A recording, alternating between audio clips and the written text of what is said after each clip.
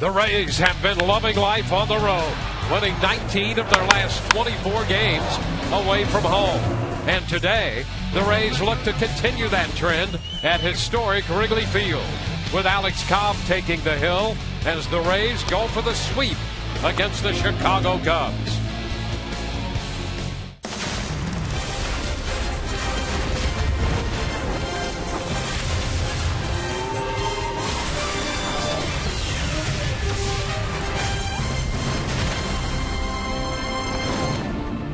We welcome you to the great city of Chicago. Another beautiful day for baseball here at Wrigley Field, the wrap-up game of this series between the Rays and the Chicago Cubs. Hi again, everyone. Welcome to an afternoon of Rays baseball with Brian Anderson, Dwayne Stats. Good to have you looking in. Todd Callis along throughout the afternoon as well. This 10-game road trip for the Rays right in the middle. They have won 3 and dropped 2, winning the first 2 games of this series. And when you look back into June, it's hard to imagine, BA, that this club had lost 14 out of 15, because the turnaround since then has been truly remarkable. It really has. Since June 11th, the Rays have won 33 of 50 games, and the turnaround has been in every single facet of the game. You see the record. The runs a game, 4.4. That's almost a full run up a game before that. The batting average up about 30 points.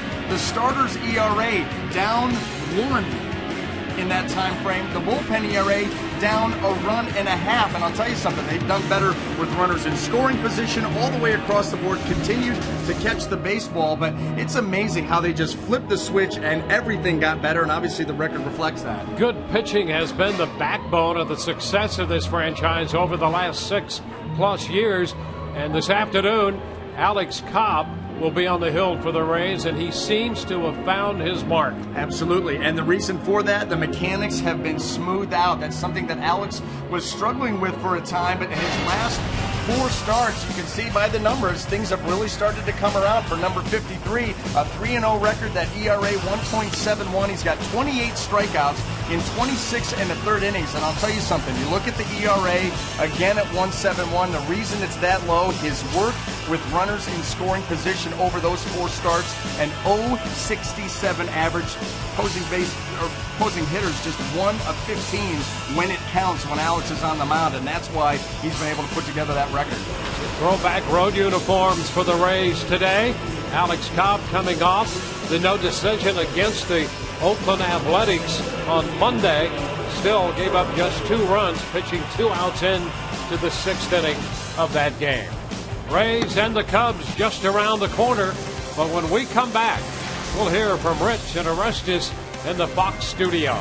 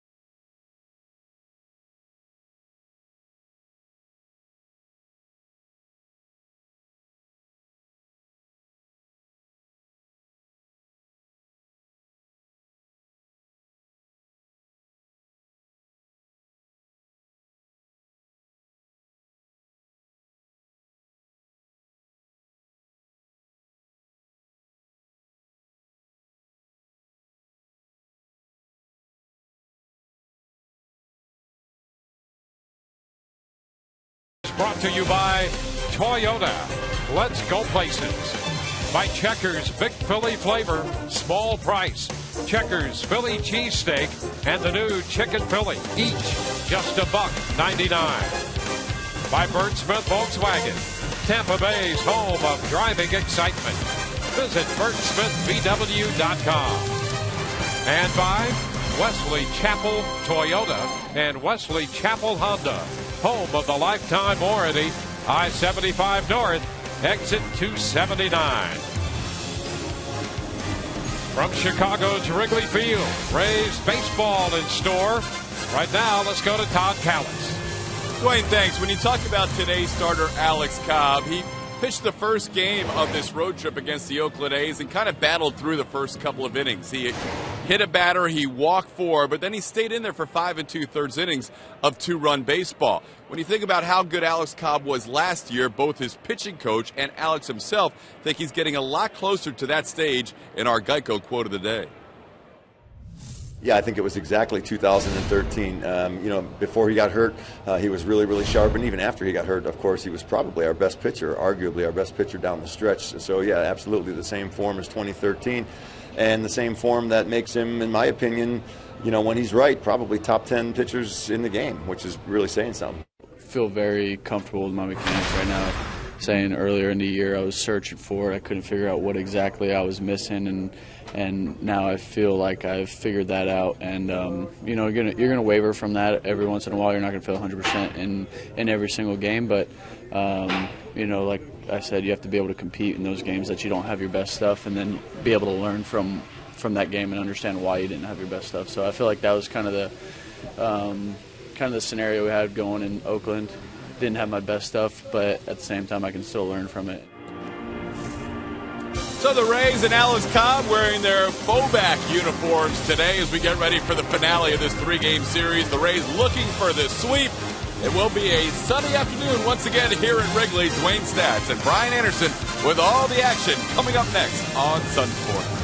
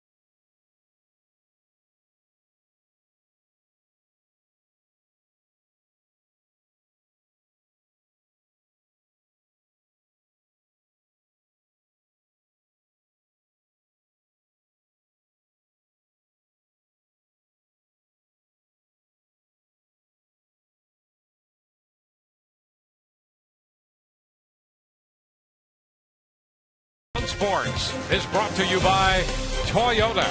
Let's go places. By Checkers Big Philly Flavor, Small Price. Checkers Philly Cheesesteak and the new Chicken Philly, each just $1.99. By Bert Smith Volkswagen, Tampa Bay's home of driving excitement. Visit BertSmithVW.com.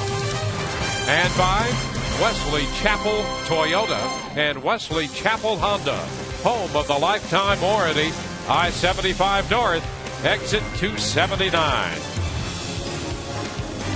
From Chicago's Wrigley Field, Rays baseball in store. Right now, let's go to Todd Callis. Dwayne, thanks. When you talk about today's starter, Alex Cobb, he pitched the first game of this road trip against the Oakland A's and kind of battled through the first couple of innings. He hit a batter, he walked 4, but then he stayed in there for 5 2/3 innings of 2-run baseball. When you think about how good Alex Cobb was last year, both his pitching coach and Alex himself think he's getting a lot closer to that stage in our Geico quote of the day. Yeah, I think it was exactly 2013. Before he got hurt, he was really, really sharp. And even after he got hurt, of course, he was probably our best pitcher, arguably our best pitcher down the stretch. So, yeah, absolutely the same form as 2013 and the same form that makes him, in my opinion, when he's right, probably top 10 pitchers in the game, which is really saying something. I feel very comfortable with my mechanics right now. Saying earlier in the year I was searching for it. I couldn't figure out what exactly I was missing, and now I feel like I've figured that out. And you're gonna waver from that every once in a while. You're not gonna feel 100% in every single game, but like I said, you have to be able to compete in those games that you don't have your best stuff, and then be able to learn from that game and understand why you didn't have your best stuff. So I feel like that was kind of the scenario we had going in Oakland. Didn't have my best stuff, but at the same time I can still learn from it.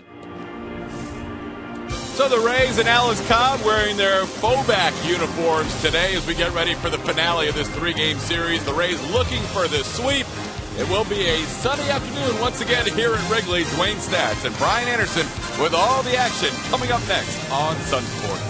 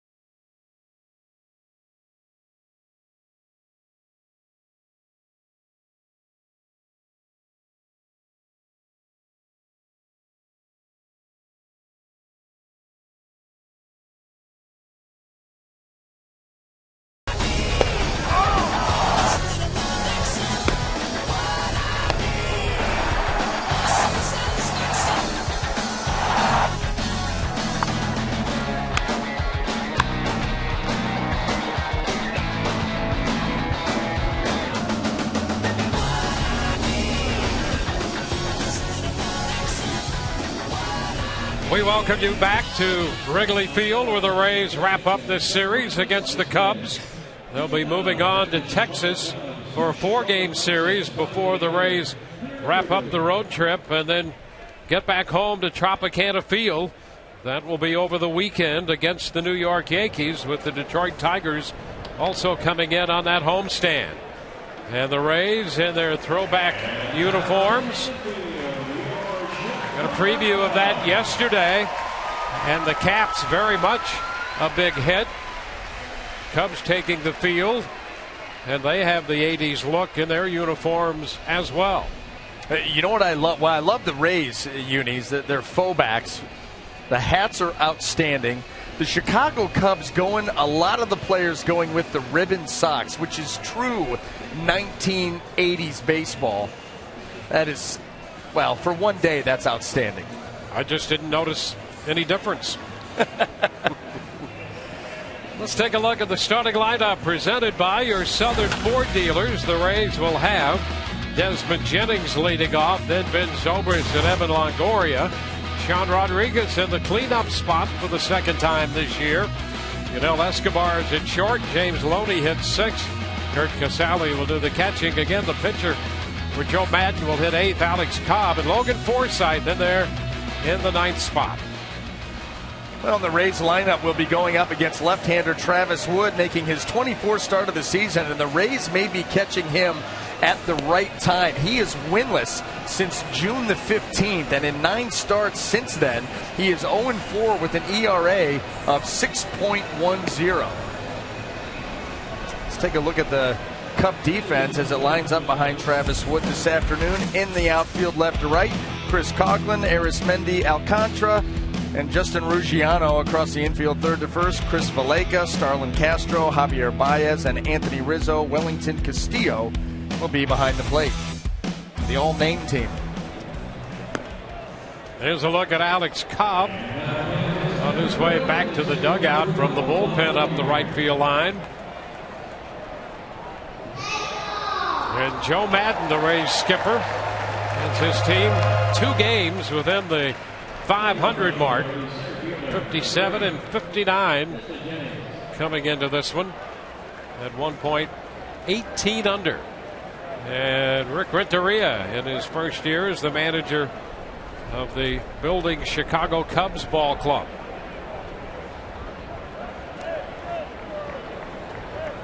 Desmond Jennings will lead it off here for the Rays.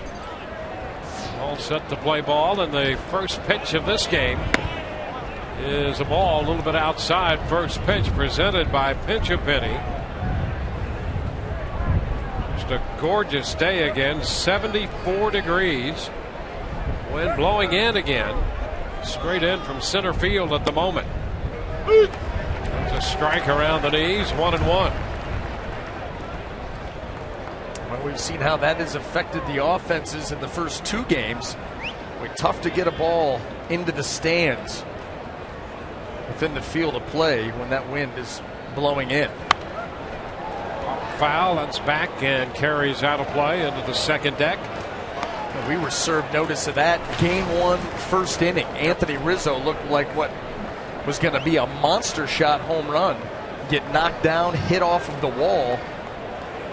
And that lets you know right there what this field plays like when that wind is in the hitter's face. Jennings homered a line drive variety in the 3rd inning of the first game here. Got it into the seats and left. And if you're going to hit one out, that's the way you're going to have to do it. In fact, he thought he might have another one in the 3rd inning of the game yesterday. Fly ball, it was caught on the warning track. Yeah, if it gets up there with loft, you're going to have to cut right through the teeth of that wind. And that's how Desmond got that 1 home run. Fly ball short center. Caught by Alcantara coming straight in. Now, that's the other thing that we've seen in this series is Arismendi Alcantara can cover some ground out there in center field. A very good athlete. Yeah, he's played some second base as well, but from what we've seen of him in center field, why even bother with second base? Yeah, no, I wouldn't. He absolutely. We've seen him close ground coming in to his left, to his right, and going back.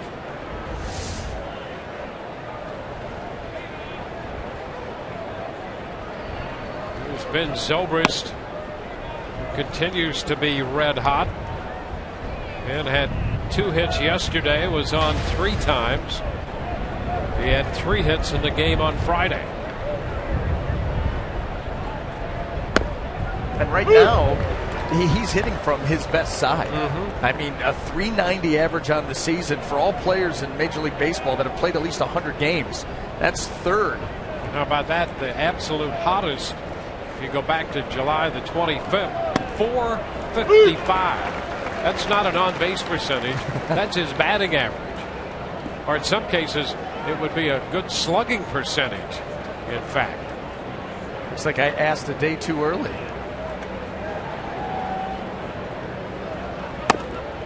Upstairs, 2-2. There's a lot to like about Ben Zobrist at the plate. Good strike zone discipline. He's got a level swing. He keeps it in the zone for a long time. That gives him a chance. And here he is, a full count against Wood. Yeah, and that pitch right there wasn't that far off. That's what I'm saying. He's locked in right now at determining strikes and balls. And ball 4 is outside. You mentioned, BA, the issues Wood has had recently, and when you look at his numbers this year and last year, and particularly lately, it has been command issues. His walk rate is up. He's giving up more base runners, and that's been a problem for him in this latest run where he's had some difficulties. Yeah, more base runners, quite simply, equals more opportunities. And if you look at his walk total from the entire season, it's up a walk per 9 innings from last year. Even worse, like you were mentioning recently. Evan Longoria takes strike 1. And you go deeper than just the walk. The walk is a bad thing, but the walk is also indicative of command. And so if you're walking guys, that's bad. Walking more guys, worse. But you're not throwing the ball where you want to. So there's a lot of pitches that are ending out over the plate that are getting hit hard. Into right center field with some slice back toward Ruggiano, and he makes the catch. 2 outs. That's why you have the feeling coming in that if Travis Wood doesn't turn it around on a dime today, the Rays are going to have plenty of opportunities against him. Command important for him. He's not an overpowering sort out there. He's upper 80s, maybe 90. And you see the most walk total in the National League. He is second with 59. You know, and the walk totals in the National League tend to be suppressed a little bit. Get an opportunity to have a pitcher in the lineup. Sean Rodriguez, cleanup for the Rays. 10 home runs. Between him and the guy on deck, I don't know who swings harder against lefties, so it makes sense.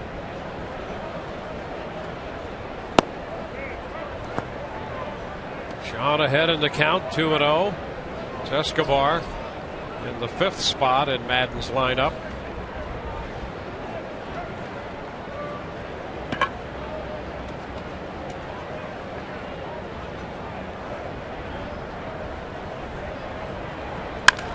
Hot shot liner into left for a base hit. Rodriguez hit the ball extremely hard. You could tell from the sound of that contact how hard he hit it. Yeah, usually that reverberation leads to extra bases, possible home run. And if he would have gotten any kind of height, he would have had a shot with the trajectory. But that was just a low sinking line drive that was smoked to extend this inning.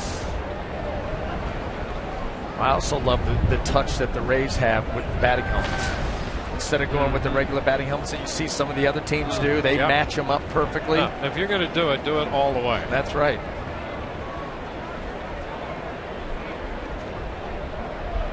Escobar, a 3 RBI day yesterday. First time in a year to the day that he had driven in 3 runs in a game.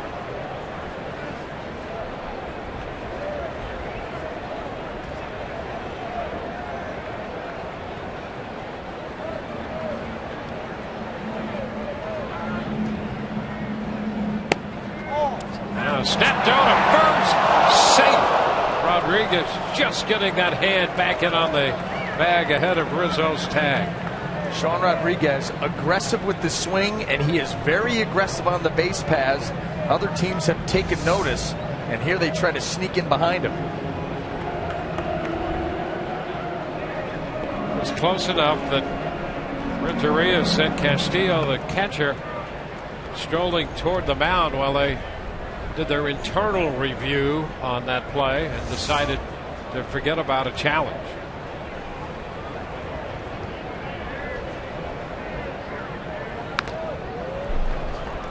Foul back, 1-2. Mel Escobar, big game yesterday against a pitcher that he had struggled with. The Rays had a 1-0 lead when he played at Ed Longoria. He would play 2 more here. 3 RBIs the last 3 of the game, and the Rays 4-0 win. That was a big one there in the 6th. 2 men on with 2 outs now. And the count advances to 2-2.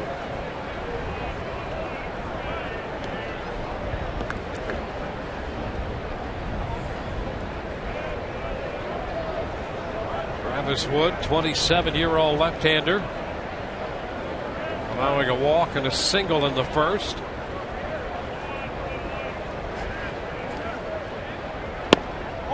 Very close, ball 3.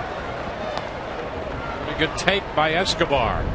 And that was a borderline pitch, a fastball. It was on the plate, obviously calling this pitch down. As a pitcher and as a hitter, you lock that away. Maybe that pitch, borderline pitch at the bottom of the strike zone, is going to go the hitter's way. Well, a full count. The runners get an extra couple steps here. They'll be off with 2 gone. Zobrist on second and Rodriguez the runner at first.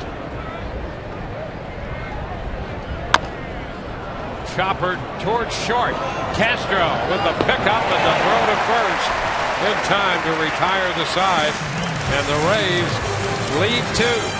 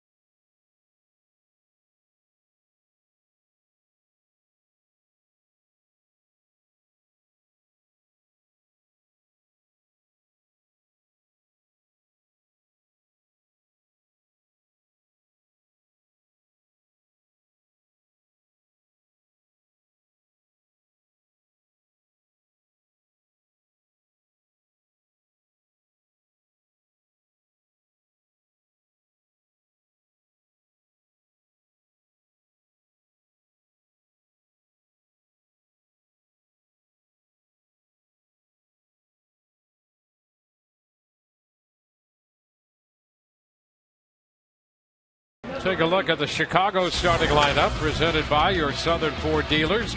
Chris Coughlin again leads off in front of Javier Baez, and then Anthony Rizzo.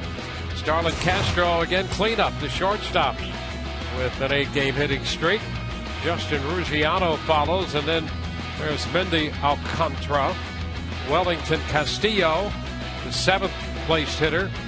Chris Valleca hits 8th. He'll play 3rd, and Travis Wood, the pitcher, bats 9th. They'll be going up against right-hander Alex Cobb, making his 18th start of the season, and no place that Alex would rather be than on the road. In his last 6 road starts, he is 5-0 with a 2.86 earned run average, getting it done in a big way away from home and pitching well recently.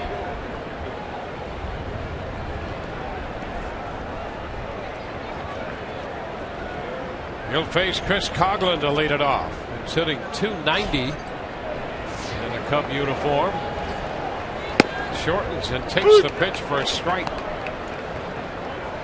Well, he is the table setter right now. You know, you go back to the 1st of July, and Chris Coughlin hitting .368 with a .447 on-base percentage. 2. Cobb, when he is right, as you know, is a strike thrower. And the Rays staff has been throwing a lot of strikes collectively. No walks in the last 15 innings out of this Rays pitching staff.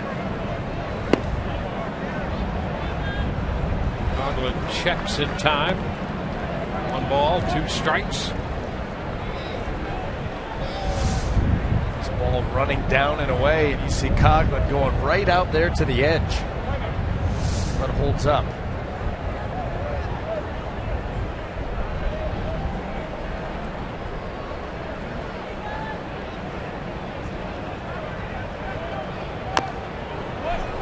Coughlin was at Iowa, came up from Iowa in early May.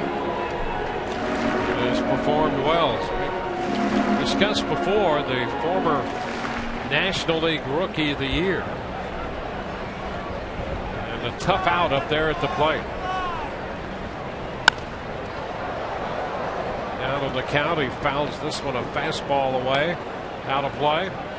An important guy to keep off the bases, and obviously that's been tough for teams to do going back to the beginning of July, because you want to, you get down to the middle of this order. Joe Madden talked about it yesterday. He said this is going to be a dangerous middle of the order. You want those guys coming up with nobody on base.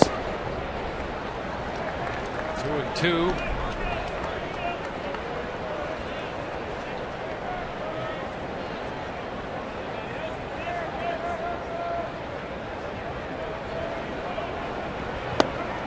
Cut and a miss.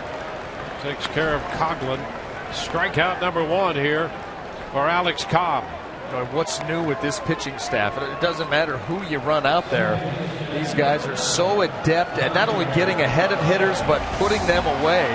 There is the split, a great shot of the grip. And look at, just as Coughlin starts his swing, that ball bottoms out. That's why that pitch is so effective. I actually talked to Alex about that, and he said, listen, there's nothing that I do differently. It's just the grip, and I let it go. If it stays up longer than most, so be it, and I benefit from it, but I'm not trying to do anything different with that pitch. I just love that center field shot where you see that thing coming in there, and the hitter is forced to decide. Are you going to swing? Or are you not? Once they start to commit to the swing, that's when you see the ball start to bottom out. These hitters know that that's coming with 2 strikes and still can't do much about it. 2-0 pitch to Baez, hit the third. Longoria's throw is on the money, so Baez is out number 2. Let's take a quick look at the Rays defense as it lines up behind Alex this afternoon. In the outfield, left to right, Rodriguez, Jennings, and Zobrist. Across the infield, third to first, Longoria, Escobar, Forsythe, and Loney. Kurt Casale will be behind the plate. So the base is empty. Anthony Rizzo steps in, and boy, that's the way you want to face this guy. Rizzo with some impressive numbers this year. There's a strike. Boy, he's right up on the plate, and Cobb goes right in there on the corner. Strike 1. Send a message early. I know you're up there. I know you're a power hitter, but I'm going to challenge you in there. Send a message.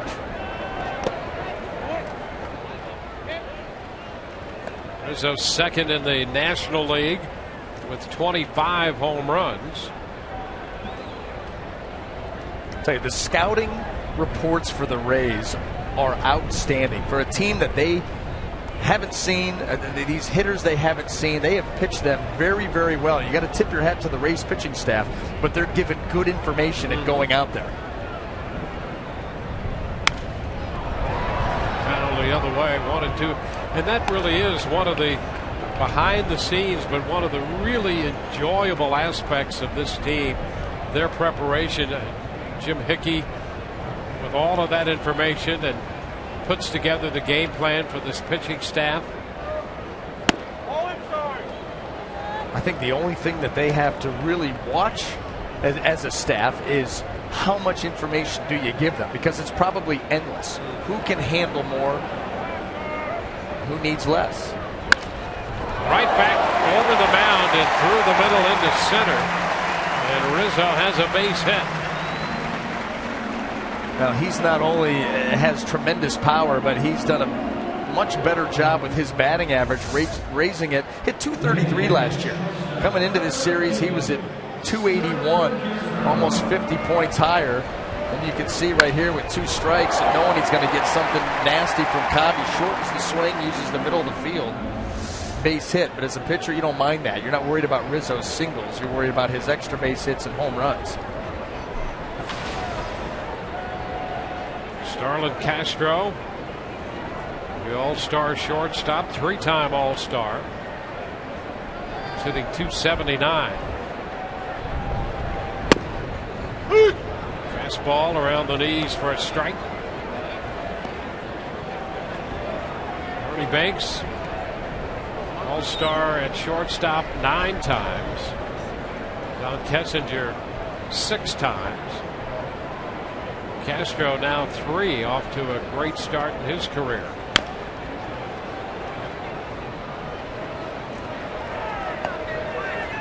Two-strike count. And I think Chicago is wondering, in the last couple of years with his performances, is he going to fit in the future? And I think that in his mind, he's answered a resounding yes this year.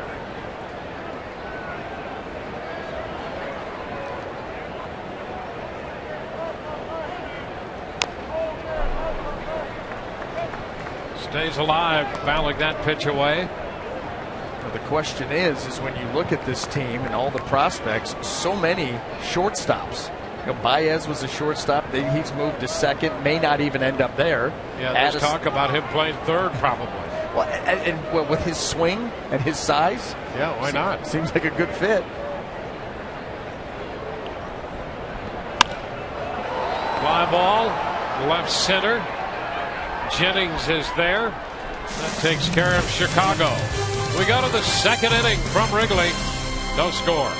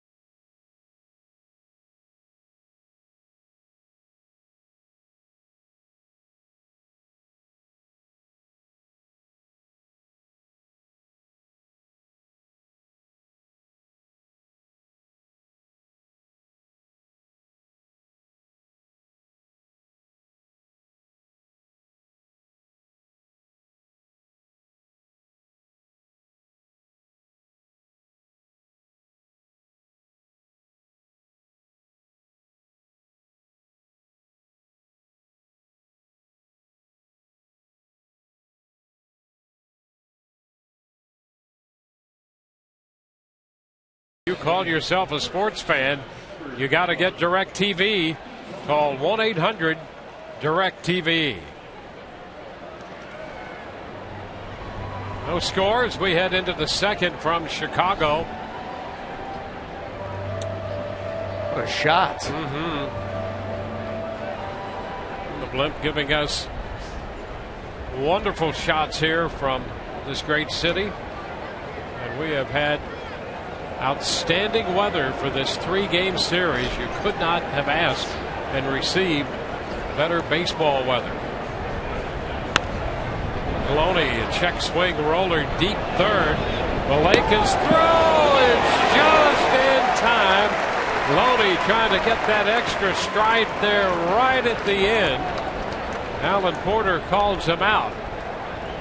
He thought he might have had himself an infield hit. Well, we got some time now. There it is. Slow stroll. You knew this was coming. You know, a little check swing. And it's away from Valleca. That's going to cause James Loney to have a shot. I think that one will probably stay as called. Yeah, you know what's interesting about this situation? George Hendrick had a little conversation with Alan Porter, and then Joe Madden came out of the dugout, and just about by the time he got to the coaching box, he just waved at Porter, said, "How you doing?" Turned around and went right back into the dugout. Such a friendly manager. He is. There's Kurt Casale. Pitch wide. 1 ball, no strikes.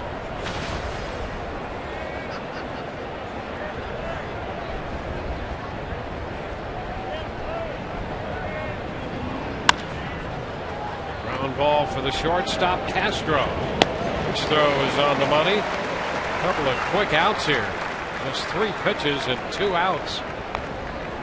Wood made 22 pitches in the first inning.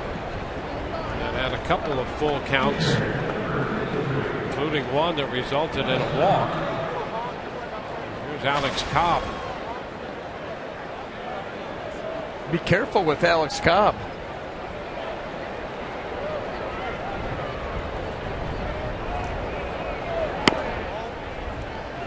Cobb takes the pitch upstairs. 1 ball, no strikes. Remember that double that he had in St. Louis? Shot one right up the first base line. Worth another look.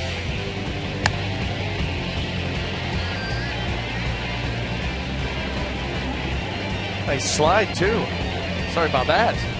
Someone paid attention during sliding practice. Opposite field hitter, apparently. There's a ground ball fouled up the first base side. Use the middle of the field. If they're going to pitch you away, you take it away. The double, one of 5 extra base hits collected by American League pitchers in interleague play this year. Swings and sends a fly ball into left. Coughlin's going to have to back up. Not quite to the track. Oh, if the wind had been blowing out. Fly ball to left off the bat of Cobb. 1, 2, 3. Go the Rays in the second inning. A little fun from the Rays dugout. Kiermaier and Archer.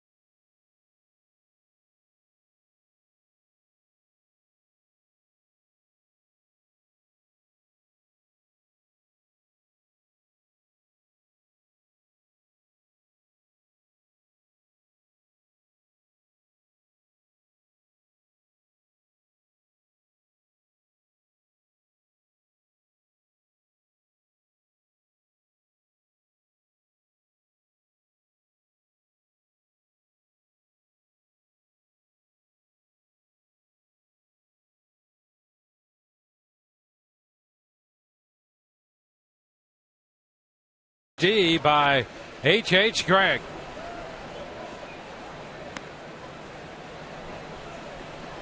No score as we go to the bottom of the second inning. Very expressive fans here during this series. And if we can read that, Brian Anderson. What do I do? Lives in a van down by the river. Go Rays. At least they didn't put the license plate of that van that I live in.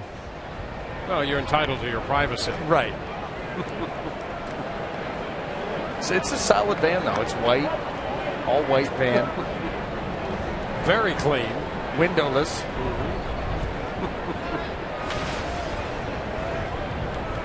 Shag carpeting. Oh, of course. Multicolored shag carpet. See, it would be orange and brown.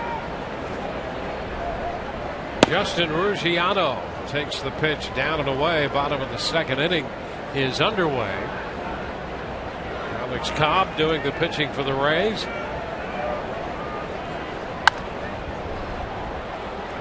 Out of play into the upper deck. I'd like to know the motivation behind that sign. Well, if we can know the motivation and it's not completely off the. Where's Todd? Let's put Todd on it. That's right.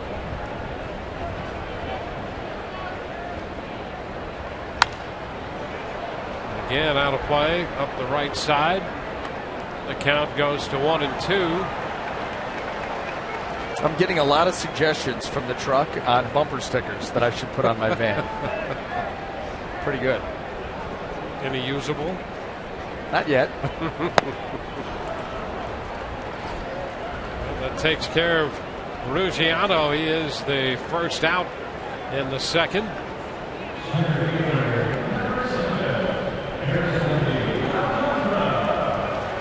There's Mendy Alcantara going to the plate. Switch hitting outfielder.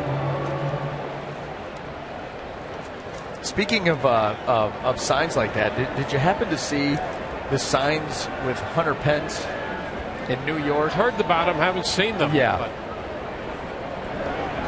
You've got to go take a look. A couple of fans brought, a number of these different signs and just kind of trolling, Hunter Pence like that. Hunter Pence lives in a van down by the river. They kept it clean above the belt, but they were hilarious. It's good stuff. Oh, yeah.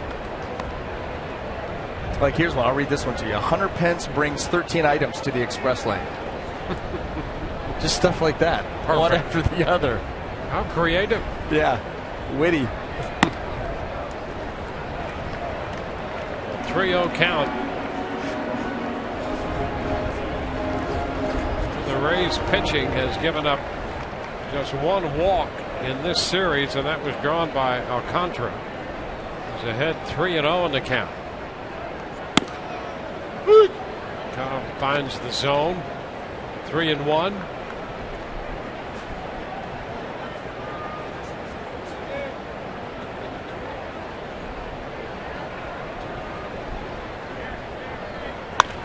Down to first. Right there is Loney, and he makes the play unassisted. 2 gone.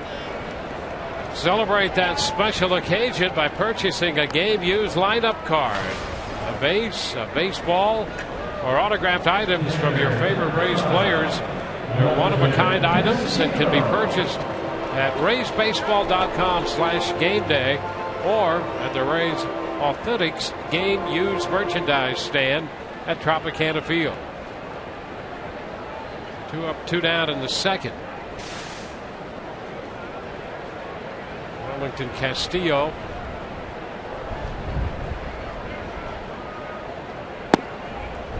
Pitch low and outside. Any other favorite Hunter Pence signs that you've run across? Hunter Pence whispers sorry when he catches a fly ball.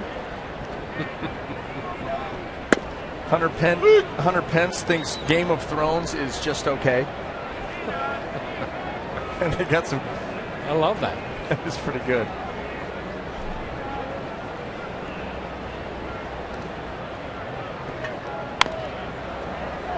Foul ball beyond the on-deck circle near the Chicago dugout.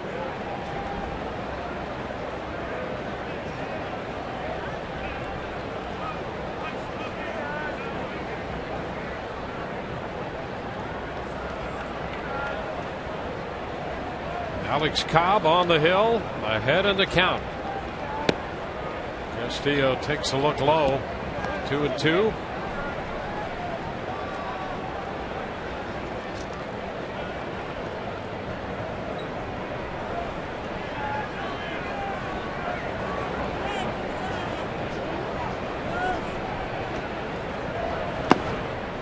The count will run full. Castillo lays off the pitch as it drops down. Yeah, that's a tough read for a hitter. We talk about Alex's changeup, and those last two just coming out of the hand a little bit low. That makes that read easier. That's why that one where he executes it and leaves it up there about thigh high and lets it drop out of the zone from there. That's the one he gets the swings on. A line drive, and it's going to be fair, headed back into the corner. Rodriguez will make the pickup. It's a double for Castillo. 2-out single in the first, a 2-out double in the second for Chicago. 15th double for Castillo. Well, Alex Cobb did not want to lose Castillo to a walk, so you see he goes with the fastball, but look where it ends up. Right on the barrel. That ball was powdered. The Cubs with their first scoring opportunity.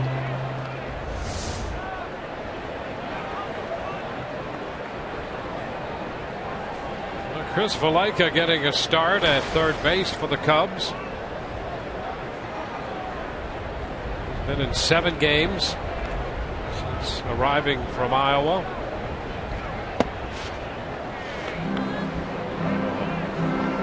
One 1-0 count.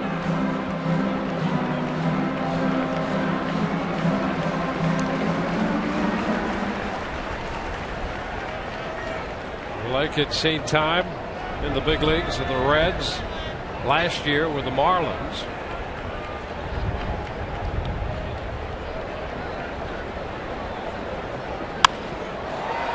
Into center field.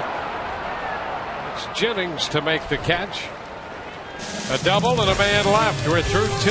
No score.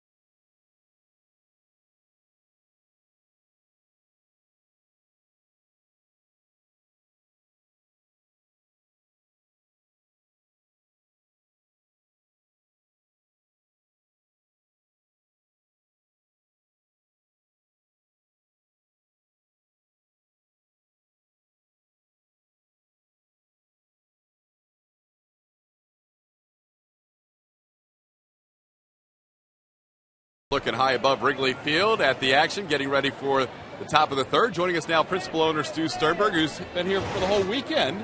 What about this uniform, first of all, Stu, that the Rays are wearing today? You are not only an owner, but a designer at times? This is the extent of my designing, and they just look incredible in person today. Out in the sun and all, they just look wonderful. It's a good look, and you've tried the old throwbacks that we saw earlier, and this one as well. Yeah, this accentuates the gold a bit more, but the thing that really stands out is we're just talking about the stirrups. We've got the real stirrups on and the gold socks coming through. And as you pointed out very correctly, the Cubs have theirs painted onto the side, so we spare no expense when it comes to doing something the right way here. And the matching helmets. The helmets really just complete the whole shebang here, yeah. And the fact that first base coach George Hendrick, who never shows the stirrups, showing them today, that's big.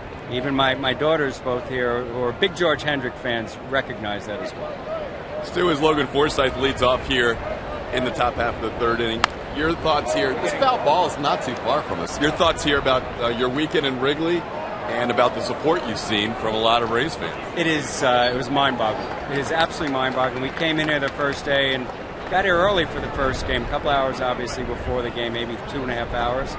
And we were walking through the concourse. We had some Rays gear on, and you never know when you go to another city how they're going to react to you. And we just one Rays fan after another, and it just kept multiplying. It was amazing. And then center field has been getting us all weekend. So that's Alcantara catches that. Yeah. And then the opening game, when we got to the ninth inning and 2 strikes, we were about to win the game, and we went extras and went to the 10th. The number of Rays fans that stood up here, it felt a little bit like when the Yankee fans and Boston fans come into Tropic, a little bit, at least in this area on the first base side. A lot of Rays fans here, as many as we've ever seen for a road game. Stu, obviously the weeks since the trading deadline, we're just 10 days past the trading deadline at this point. That had to be a really excruciating time and a difficult decision for you guys to make. 10 days, it feels like it was 2 months ago. It was a lot leading up to it. Really the last thing we would want to do or would care to do. And it was not set in stone it was going to happen, but we made some decisions. Andrew and his department, along with Matt and I, and we felt it was the right thing for the organization at that point in time. And right now we're moving on, and thank you, fans, for understanding. Not pleasant for me either, but we've got Drew Smiley going tomorrow, and we got to feel good about that. That's what I got to think. I mean, you say how tough a decision it was because you are owner, but you're also part fan, and that had to be a tough day as a fan. We want to win, right? I want to win baseball games. It's more fun, to watch it. I see, we're rooting for David today. He's beating Toronto, which is kind of nice. That might be helpful. It's kind of a little walk, very nice. Good eye. And we're really in a scrum right here where 2 days, 3 days apart. You don't even know who you're rooting for, who you're rooting against. But that one's pretty clean for us right now. But you can never tell what happens by the end of the year. You like following the scores on the old-fashioned scoreboard up there? I like it, but I don't think I could do that all 81 games. Because you don't know who's pitching. You don't know who's pitching. You also don't have all the games when they come up. That's true. There's not enough space. There's not enough space for all the games. Trying to follow the visitors' hits and how many hits, errors. We don't. I still don't know if somebody makes an error, how many there are, and where they flash it. But you know what? Given everything, there is not a better place to watch a baseball game in baseball by a wide mile. This place is just incredible, and I felt that way the first time I was here in the late 80s.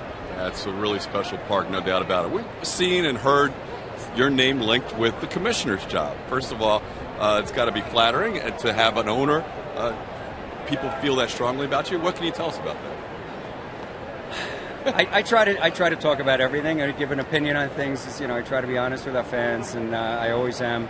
And there really isn't much I can say about it. It's just a ridiculously important decision that needs to be made. And Bud has been with us as commissioner of baseball and part of baseball, for 40 years, 40 plus years. And commissioner probably, or the head of the council for it's been over 20. And it's going to be an incredibly important decision, and trying to have faith in the process as it moves along, and there'll be a name coming out of this at some point soon. We'll leave it at that. Okay, Stu, we have asking the tough questions today, Tom. Well, it's a beautiful day for baseball, and we're sitting here and figure you'd loosen up a little bit, and maybe Ben's over at the plate with a runner on first, one out. What about last long road trip of the year? And then the Rays are back home, final homestand before school starts. And you mentioned cheering for a new number of teams. You're never sure who you're cheering for. But the fact of the matter is, the Rays still in the hunt here on the 10th day of August. Yeah, very much. And drop. It dropped. It dropped. I'll take it. We'll go. You're going to see the pitcher lay out for that one. Yeah, look, on June 10th, we go back 2 months, or even shortly thereafter. Not a lot of us had concept we'd be in the hunt here at this point. Realistically, we know what this team was capable of. We felt very strongly that it was capable, but as the clock ticks down, or the games start to slip away, it just gets to be quite difficult to make up. But this team really came to the forefront, towards the end of June, and played right through it, and then into the All-Star break, through the All-Star break, stubbed our toe a little bit, but against two very good teams, the Angels and Oakland. Still, those Angel games where we could have gone the other way and swept those. It was great to come out of Oakland with a win at the end. And as you pointed out, in the middle of a road trip here to, for the players and the guys, fly out to Oakland, come to Chicago, now 4 in like 190-degree heat in Texas or something. But yes, we come home after that. We've got the Yankees in town, and those games look like they're going to be incredibly well attended. As I would say, as they should be. Jeter coming in the last time, and it's a big part of it. The team back in contention again, and the fans are turning out. And I'd like to think that going forward, if we could keep things alive here another few weeks at the least, we'll get the support. We're certainly seeing it on TV. Thank you all very much. Listening on the radio to Andy and Dave as well. So we'll stay at it. Ben Zobrist's battling here down 1-2. A lot of fans comment when you keep score of the games when we interview you, but I've noticed it's become a bit of a community effort, a family affair here. Yes, Ella has picked up the mantle right here. Show your scoreboard. She's much neater than I am with my left-handed scribble. She can't read my handwriting, but I can read hers. So Natalie on the other side picks it up a little bit. So yeah, they've been great. Quick story was I did leave my scorebook today at the hotel. Left it at the hotel? At the hotel, so we had to go with the makeshift Cubs scorebook here. Fortunately, there was a bus still en route from the hotel here with some luggage, and they picked up the scorebook, brought it over, so I thank Westy for that. So the bus was packed with luggage and your scorebook? They grabbed the scorebook, brought it over, and I was close enough to turning around and going back, but I think 45-minute trip back and forth, it would have been a little too much. Stu, as always, thanks for the time. Thank you, guys. Brian, Dwayne, thanks very much. Keep up the great work. Todd, you as well. Back to you guys. All right, thank you, Todd. Rays with a base runner at first. Desmond Jennings.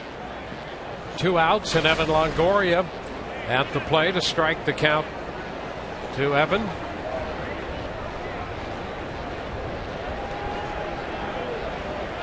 Travis Wood, the lefty on the hill. Ball taken into right, and Ruggiano toward the line to make the catch. No runs, walk, and a man left. No score.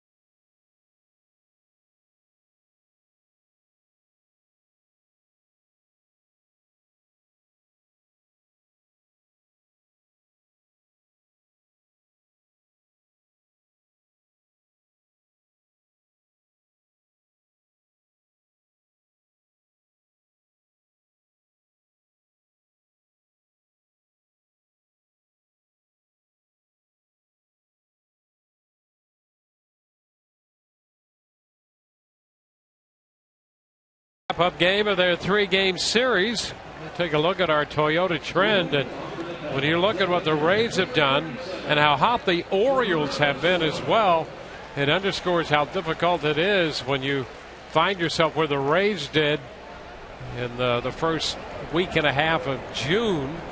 I mean, they've been so tough since then, and Baltimore continues a torrid pace. Yeah, Baltimore toward a pace above the East. You know, the top 4 teams in the American League in record winning percentage, you know, coming out of the All-Star break are, you know, 3 of them from the East, and then Kansas City, who Kansas City has now jumped up into that 2nd spot in the wild card race, and they show no signs of slowing down. Yeah, Kansas City, a big game at home against San Francisco. They scored 4 in the first today, have a 4-1 lead on the Giants in the top of the 3rd in Kansas City.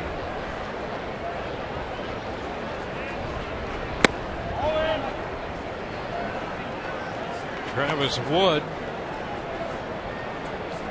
1-1 the count. Pitcher leading it off in the bottom of the 3rd. There's the wild card breakout. The Angels, then Kansas City making a move to push up there. It's 1-2 now. Wood, a pretty good hitting pitcher. You look at his overall numbers.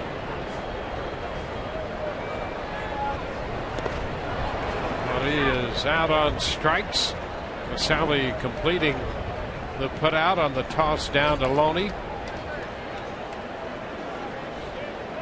3 strikeouts for Alex Cobb. We'll go back around to the top of the order. Chris Coughlin.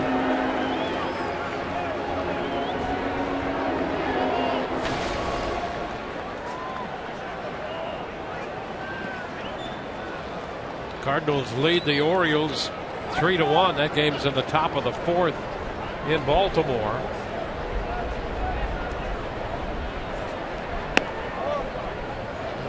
Just a little bit outside, 1-0. And the Tigers continue to lead the Blue Jays. Toronto batting in the bottom of the 6th against David Price. It's 5-0 Detroit. And the Yankees right in the middle as well. They're home against the Indians, hitting in the bottom of the 6th, and they trail Cleveland 3-0.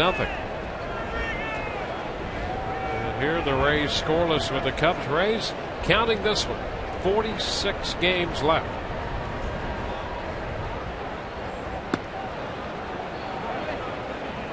Two and one. 2 misses just off the plate.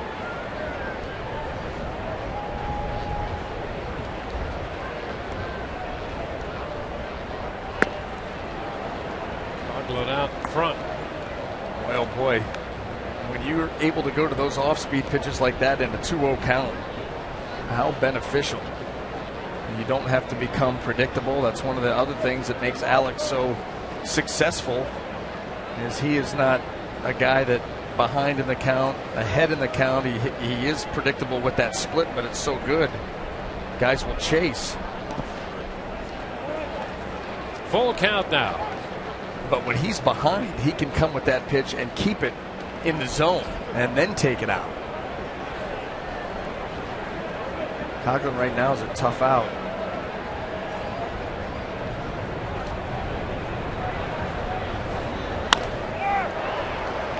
Second base, and Forsythe makes this play. Coughlin, the 2nd out of the inning. Time now for you to tweet your photo using hashtag #SunSportsFanPhoto for a chance to have it shown in an upcoming game broadcast. Brought to you by AT&T.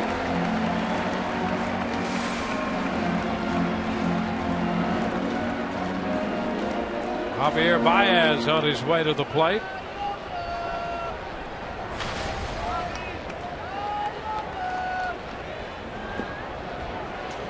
He's out 3rd to 1st, his first time. Big cut, a high pop fly, shallow right toward the line. Zobrist into foul territory, down to one knee, and that shows you how difficult it is on a play like that. You know, I think if you take the wall out of it, and it really ended up not being that close, then Ben Zobrist makes that catch without even having to leave his feet. But not being familiar with the ballpark, you can see right there, he started to gator arm it a little bit and slow down. There's a lot to contend with and not a lot of room down there. You just don't play here that often to have a real good feel for the ballpark.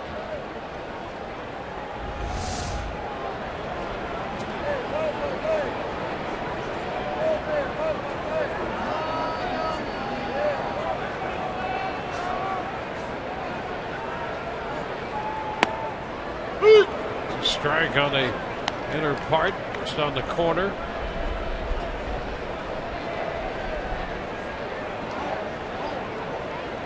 Oh, 2 on Baez.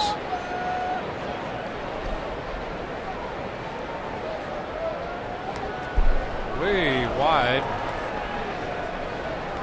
You know, that's where your bullpen and James Loney needs to be able to help Ben Zobrist out. You keep thinking back to that play.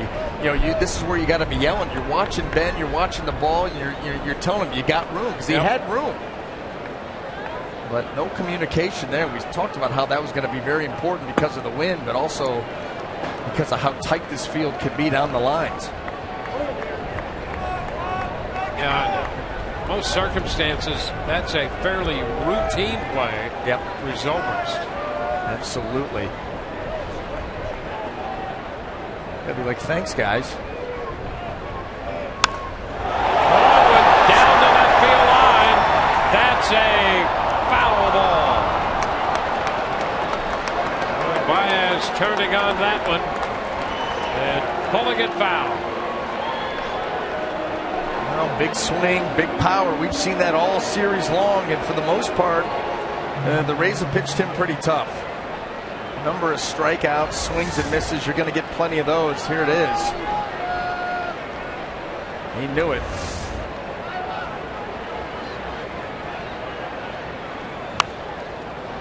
Popped up foul. That will carry back into the stands.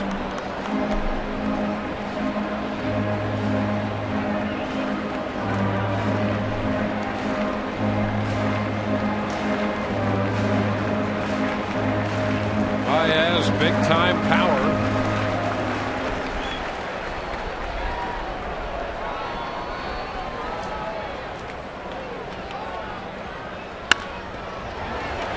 Diving stop. Longoria makes the throw, but it's not going to be in time.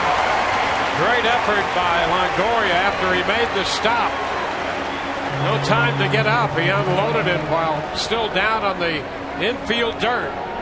And that's a base hit for Baez. Well, the throw's going to sail wide on Evan, but I'll tell you, just getting there, you can see this ball was hit very hard. And you're right, no time from the knee. It just forces Loney off the bag.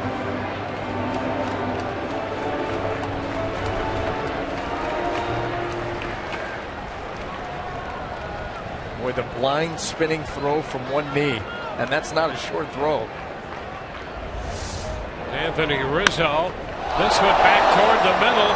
Cobb down on the mound, and the pickup by Forsythe barehanded, and the throw in time. So Cobb sprawled face down on the mound, picks himself up.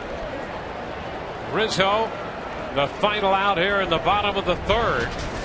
Take a look at this one, a hot shot. We are through 3. No score.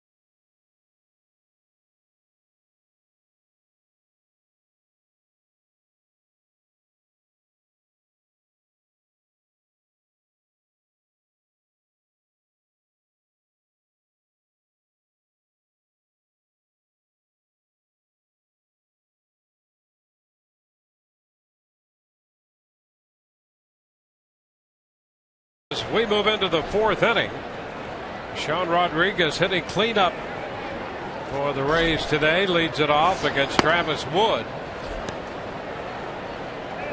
Rodriguez, Escobar, and Loney in this inning. Sean lined a base hit, a hard line drive into left in the 1st inning. Good pitch up, and he went after it, fouling it back. 1-1. It behooved Travis Wood to stay out of the middle of the plate against Sean Rodriguez because his pitch speed and Sean's swing, pretty good match. 2-1.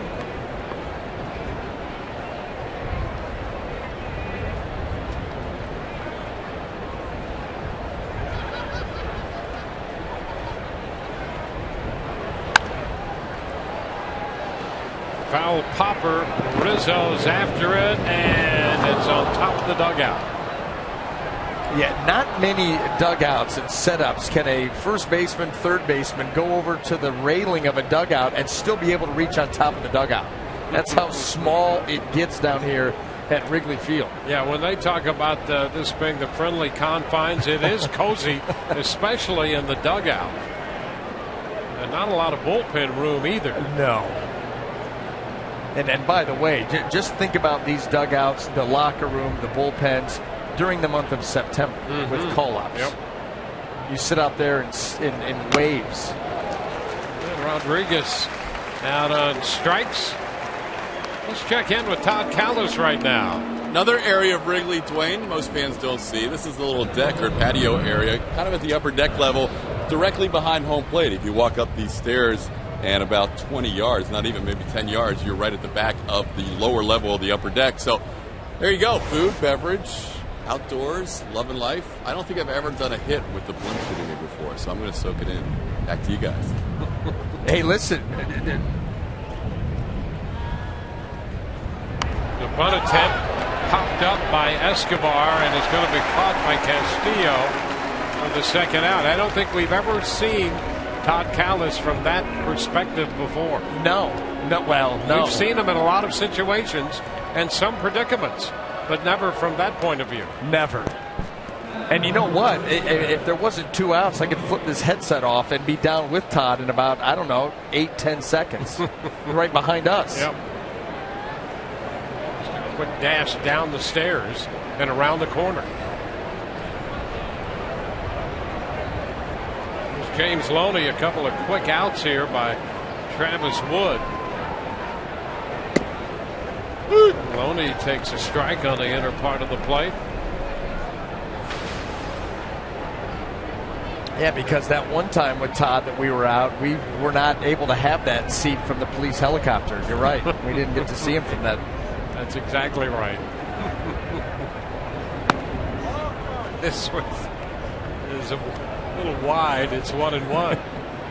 It's all coming out in the book, so be patient.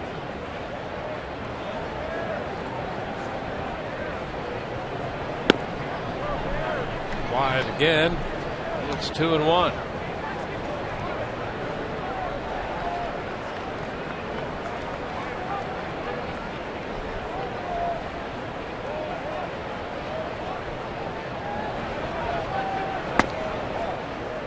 Three balls and a strike.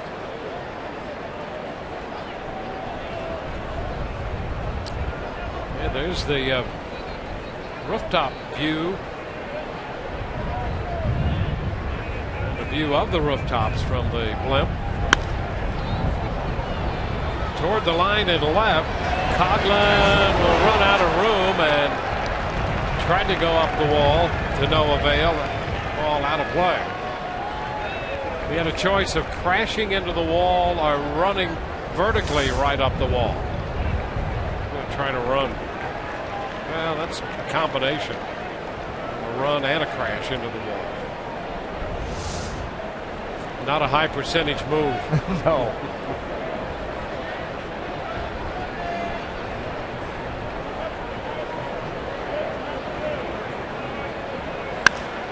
Again to left. Coughlin to his right toward the line to make the catch. Rays up and down 1-2-3. Scoreless in the middle of the fourth.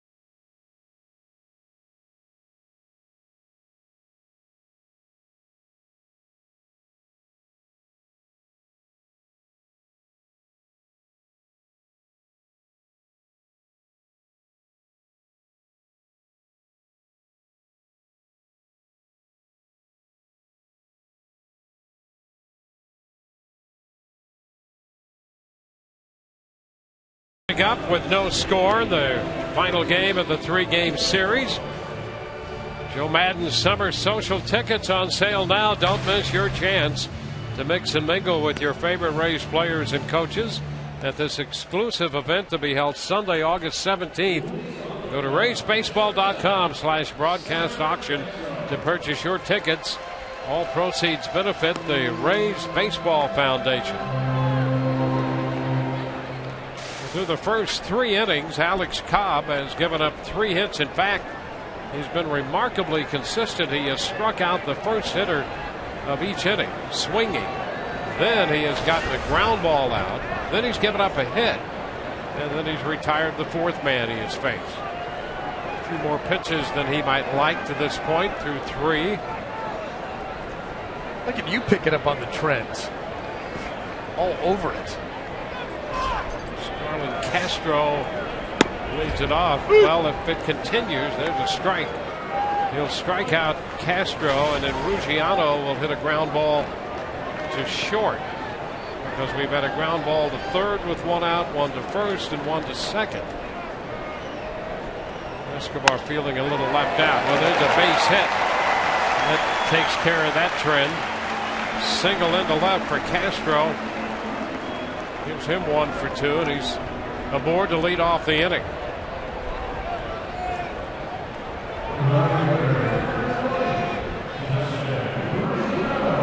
Well, you mentioned when we went to break at the end of 3, when Cobb was sprawled out on the mound and the ball hit by Rizzo, it appeared to hit his left foot. He's got to be tired of being flipped out there. No, there's no doubt about it. You could tell by his body language as he was walking off the field, like, really? Zobrist will take care of this one off the bat of Ruggiano for the out. Yeah, that gets not only worrisome, but you just get tired of it. Well, and the thing is the way that Alex Cobb pitches, that's going to be a good hitter's approach off of him. Because of that changeup, you've really got to use the middle of the field and stay on the baseball. Well, when you do that, you're able to hit balls back up the middle with authority, and so many times they have zinged right by Alex Cobb. And of course, after being hit in the head last year, that's something that you'd like to avoid, but that's just a byproduct of a hitter's approach off of Alex because of what he features.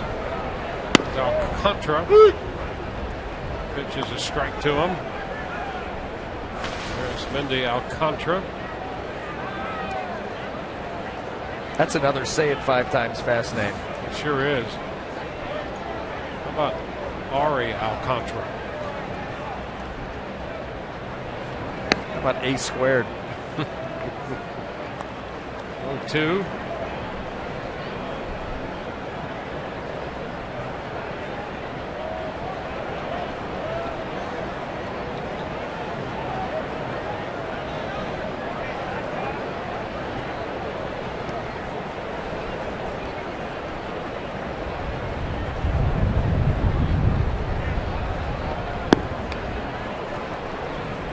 It is funny when we come to face a new team, a team we haven't seen maybe in a while, and we sit up here, and right after we get done going over our ad libs, then we start to work on name pronunciation.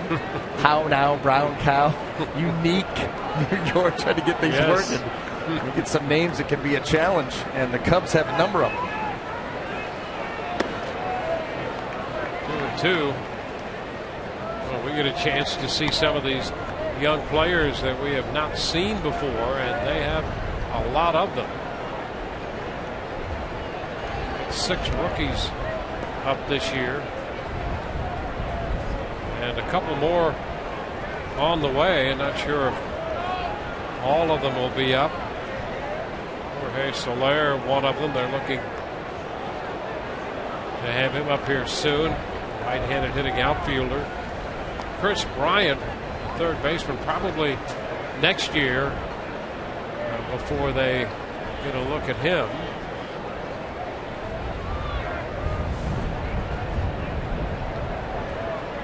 Two to Alcantara.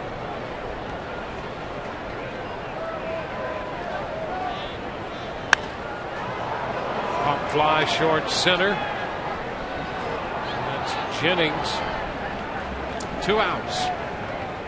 You know, if all these prospects for the Cubs end up making it to the big leagues and they're up here at the same time, there's not enough positions for them. They all play a couple of positions, and they've already moved Alcantara out to center field, Baez over to second base, but then you think about Chris Bryant, you think about Addison Russell down the road. I mean, these guys are going to have to find new positions. Some of them. That's why they're so excited here in Chicago about the potential and the possibilities. But you've got to find some pitching to go along with it, or it'll all be for naught. Arlington Castillo. 1 strike to count to him. You accumulate a lot of those players who you look at primarily as middle infield types, shortstop types. Might be a little easier to move them to different positions. Usually more athletic, more inclined to be moved.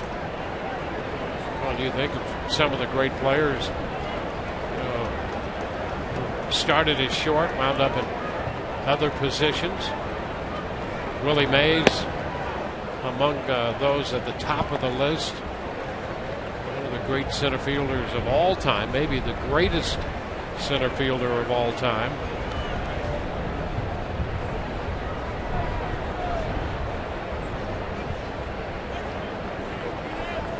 A ball, 2 strikes.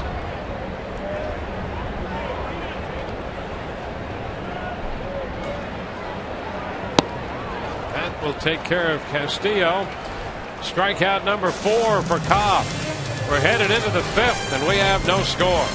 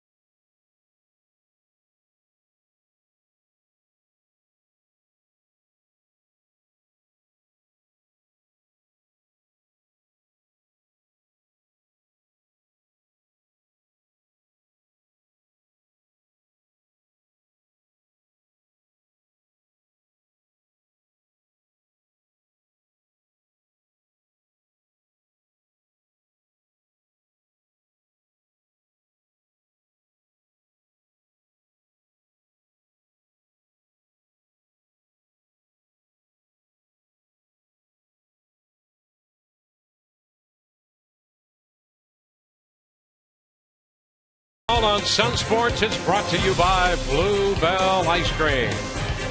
By Circle K, where any size Polar Pop Cup is 79 cents every day. Circle K, what else do you need? And by Nissan. Choose Nissan today for great offers on our most exciting lineup ever. Shop ChooseNissan.com.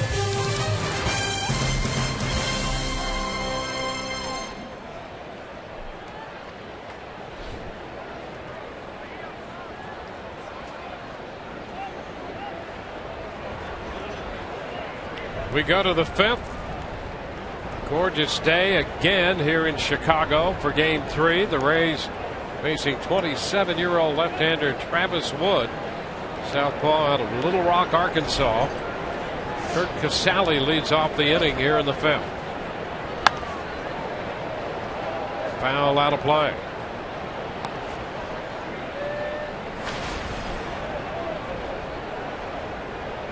Casale came into the game 3 out of 25. It's 1-1. Wood last year a 9-game winner. He was on the National League All-Star team last year. Gave the Cubs 200 innings, spread over 32 starts. Into left center field. That's going to be in there for extra bases. Coughlin makes the pickup, and Casale has himself a double. The Rays with a man in scoring position to lead off the 5th. I'm going to tell you something right now. This looked to be, if I'm Travis Wood, I'm saying I'm looking at this inning as Kurt Casale, the catcher. Not a lot of big league experience, and then the pitcher, and then Logan Forsythe. I'm looking at this as a bridge inning to get me into the 6th. That's a huge hit by Casale.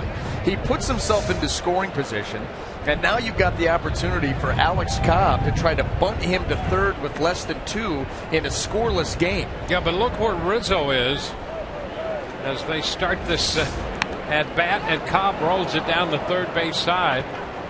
And it's foul, strike 1. Boy, the Cubs can be very aggressive with the way they have defended bunts. And they're absolutely looking for Cobb here, trying to move the man over. Cobb trying to get the 3rd baseman involved. And that's the whole key to this play. If you're not going to run the wheel play, I don't care if Rizzo is standing right next to him. Bunt it up the 3rd base line. They cannot get the lead runner at that point. See it? I wouldn't let them scare me into that swing right there. Because if they run the wheel play and they crash the 3rd baseman, Vileka, then you've got a problem. You've got a potential problem. But you also have to remember, Casale doesn't have to go anywhere. This is not a forced situation. And so as long as Alex were to bunt that ball up the 3rd base line, Casale's going to get into 3rd, no problem.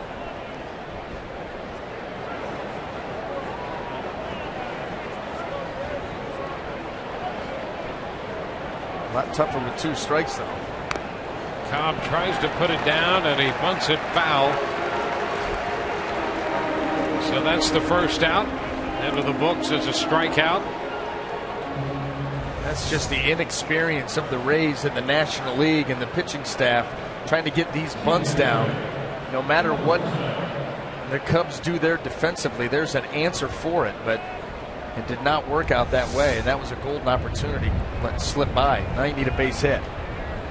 Logan Forsythe hit a fly ball into center, caught by Alcantara. It was in the 3rd. He hits here in the 5th, the big spot. Pitch inside. 1-0. Indians lead the Yankees 4-0 in New York in the bottom of the 7th. It's a 5-3 ball game. Tigers over the Blue Jays, bottom of the 7th in Toronto.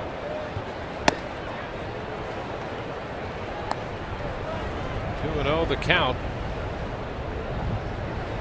Phil Koch in the game now for the Tigers.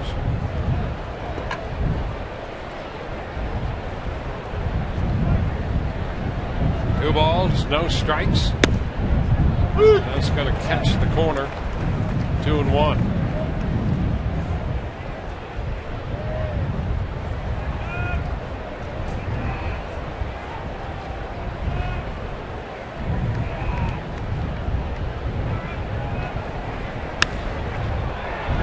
play.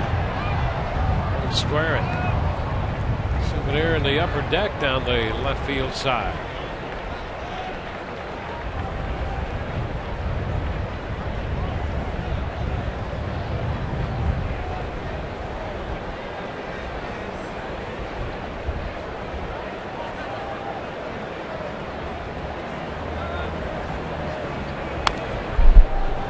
Forsythe fighting that one off and fouling it straight back. 2 strikes. Logan Forsythe probably going to try and use the middle of the field off Travis Wood. Stay inside the baseball. Now if he gets a mistake, turn it loose. But gets pitched tough, you're just trying to put the ball in play. Maybe you find an opening, dribble one through, drop one in, try to score this run. Well, the count is full. Logan right now trying to snap a hitless streak. For his last 11. Still coming into this game, he was up over 320 since the middle of June, hitting 9th in the lineup today. Desmond Jennings waits on deck. Only the second time the Rays have had a man as far as second base in this game.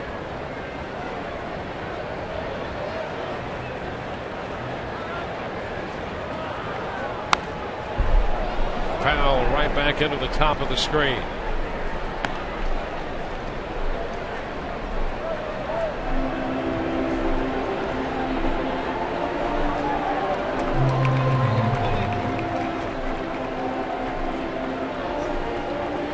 Rays will move this road trip into Arlington, Texas tomorrow. First of a 4-game series. Rays right now 3-2 on this road trip. Drew Smiley will make the start against Colby Lewis. He'll be with you at 7:30. Ball 4. Forsythe draws the walk.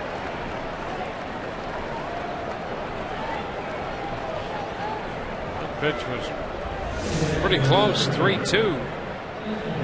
Logan Forsythe letting that ball go, and just as frustrating as to have the strikeout in the previous at bat, trying to get a bunt down. A nice job to work a walk there. Now 2 runners aboard. You go back to the top of the order.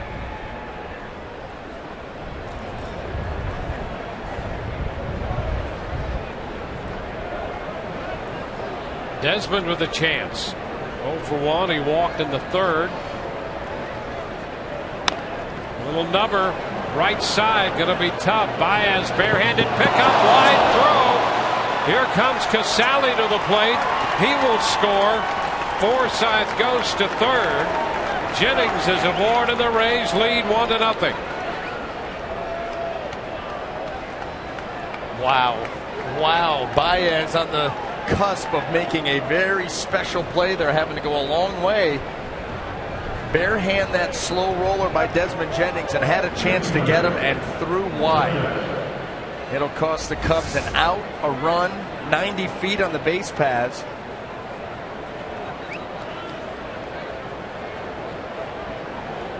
Well, a hit and an error, the call. No RBI. I see him. He's throwing that with his palm.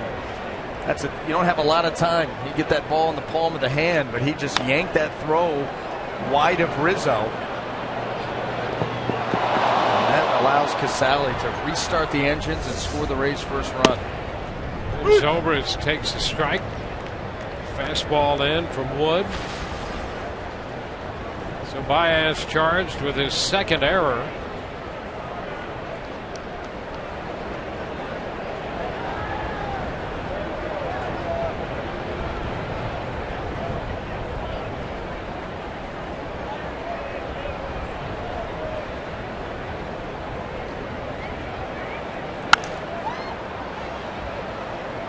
Slice out of play. 0-2.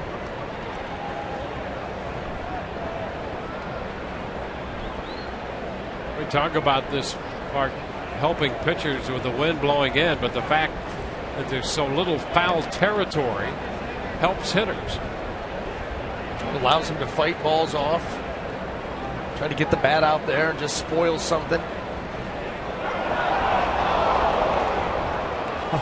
Almost caught Desmond Jennings looking the other way there. Rays have had some close calls on the bases. And Jennings Take a look at this. Boy, you see that slight peek in towards home plate, and that's all it takes. That's just as Travis Wood was stepping off the back of the mound and flipping that ball over there. Close play over there, and Castillo goes out to the mound and peeks toward the dugout. The Cubs using this to spend some time and review that play at first. At least it looks like there's something baseball-y going on, as opposed to the managerial stroll and the look in.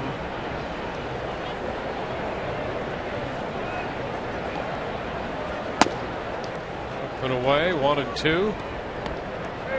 Yeah, at least there's an attempt to disguise it in a baseball setting. I mean, I guess that looks a little better than just wandering around and peeking over your shoulder. Wandering around. That's what we're going to go with. Wandering around. That's what it looks like. Yeah. Just come out, taking a nice stroll on a Sunday afternoon, and hey, how are you? And yeah. Oh, hey, okay. Now we're going to cut it short now. Yeah. That's right. Zobrist with a 1-2 count. And did he go? He checked in time, close. Alan Porter says he held up. That's a pretty good pitch here by Travis Wood. Definitely caught enough of the plate. And he did not go. And close.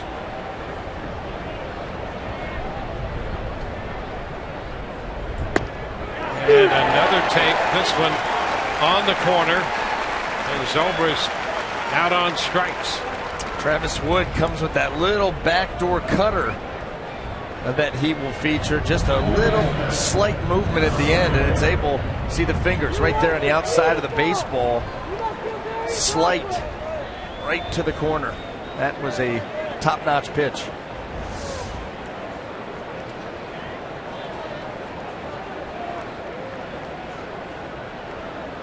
Two outs, and now Evan Longoria up here with Rays runners at first and third.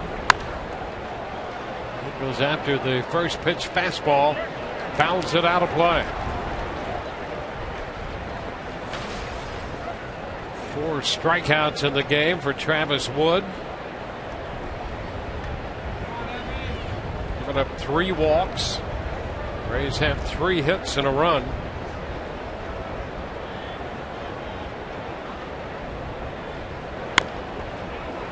Foul ball will put Longoria down on the count. 2 strikes.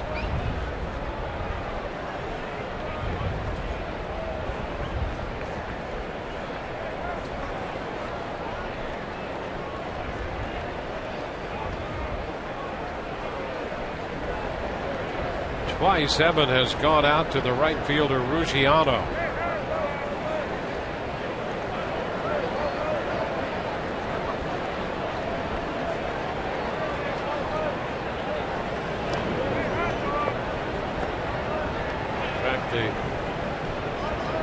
Outfield shaded a little bit the other way for Longoria. You can see them all out there, and you're right.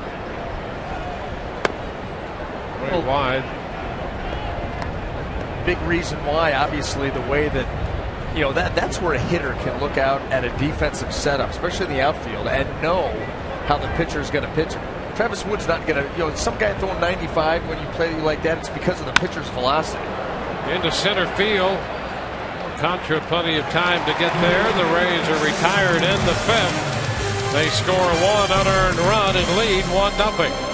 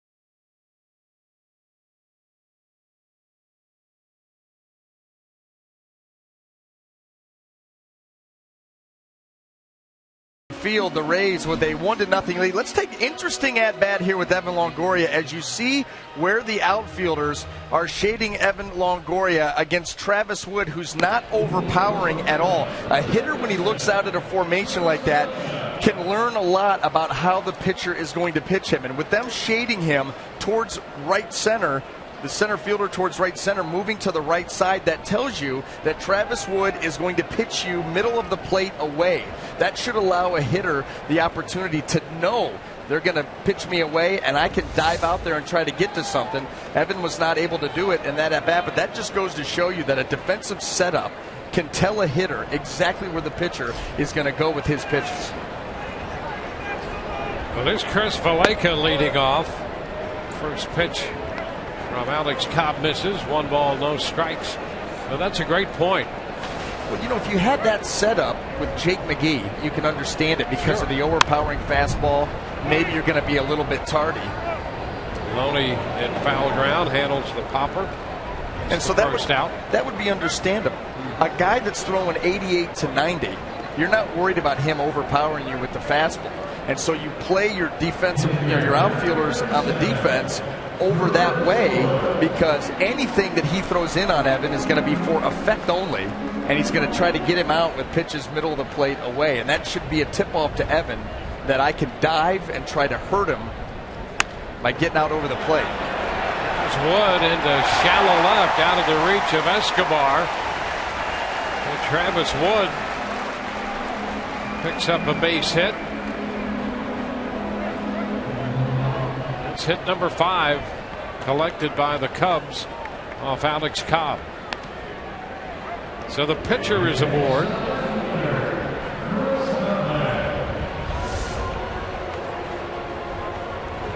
Well, coming in on Wood, and he's attempting to get the head out. I don't think he was even buying into that hit. Thought that maybe Escobar was going to be able to get to it and make a play, and that did not happen.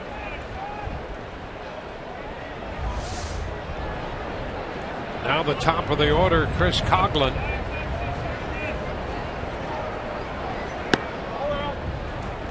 And away. 1 ball, no strikes. Coghlan has had a couple of tough at-bats. Battled Cobb. Finally struck out in the first. Worked him to 3-2 and grounded out in the third. And now Coghlan is ahead of the count 2-0. Same at bat as last time, taking 2 close pitches off the plate away. That's where Alex came with the changeup last time. He gets a tap foul. And that's where you've got to be able to run through those Rolodex of pitches. As a pitcher out there, Alex Cobb, knowing, okay, last time it was the same thing. 2 pitches off the plate away. I threw him a 2-0 changeup, and he swung wildly and missed. Do I go back to that? These are the things you've got to call up, remember, and make a decision. Go the same route, try something new. Now he goes to 2-2. He's got him right back in the same spot where he can now try to put him away. Javier Baez, the on-deck man.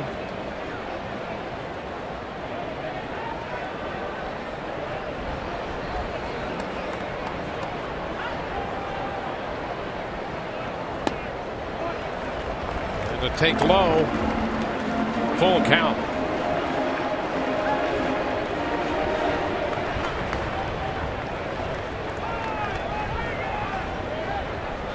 This is the 3rd full count Cobb has had, the 4th 3-ball count.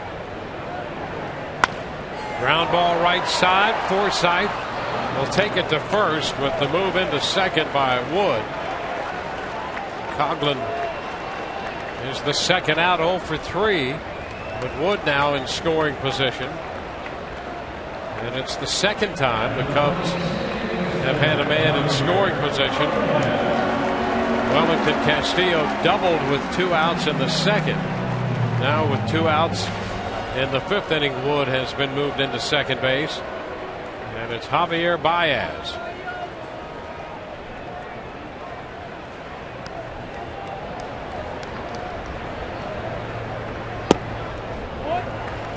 Pitch is low.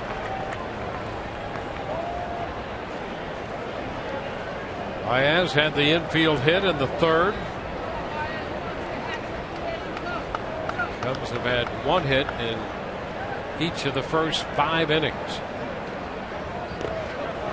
That's a strike and a nice stop by Casale. 1-1. This is what we talked about, the last 4 starts for Alex Cobb and how good he has been. ERA of 1.71 coming into this start. See the check swing there too far. Casale, nice job of blocking it, keeping it close. A big reason why are situations like this. Alex Cobb has been able to get very, very tough with runners in scoring position. And over that 4-game span, opposing hitters just 1 out of 15. I'll tell you what, that is impressive because those are tough pitches to make. Working out of the stretch, knowing that you're a base hit away from giving up a run, you make quality pitches. Baez takes it low. 2-1.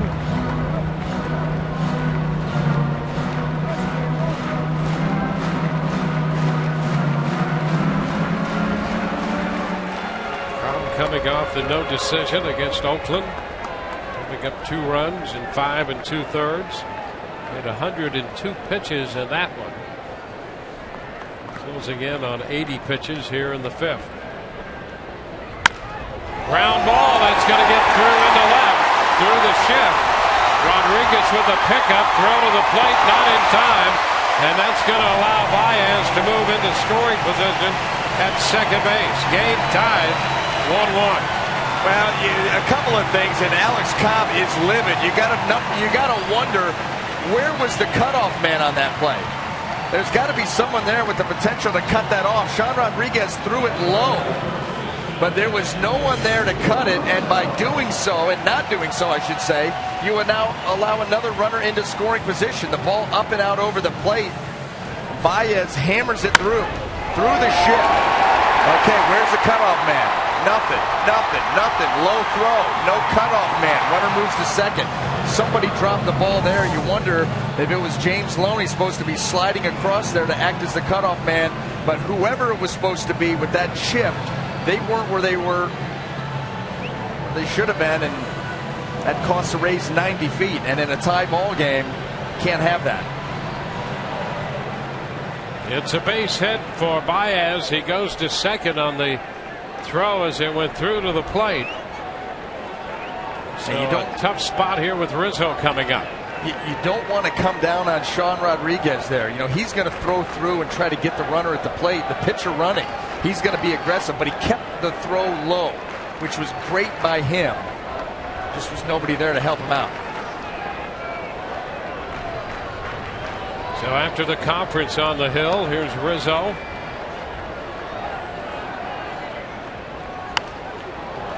Fouls it out of play. Strike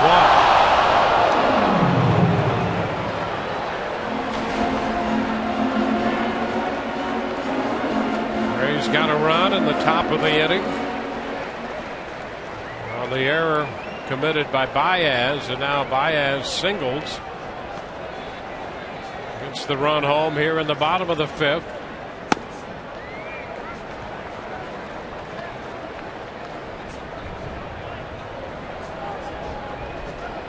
One and one.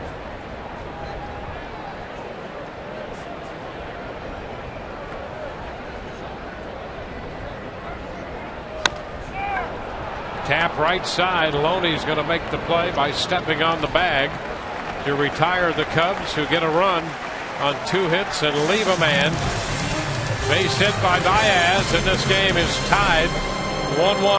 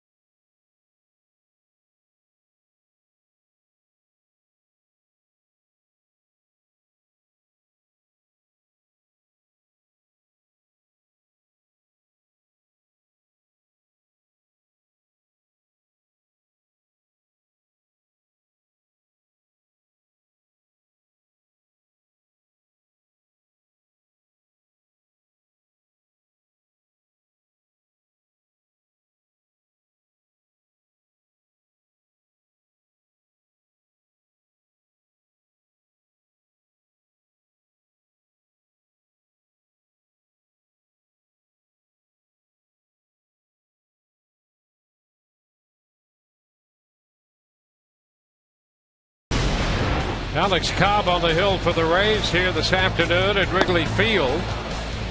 A little over 80 pitches, 4 strikeouts. He's given up a run now on 6 hits through the first 5.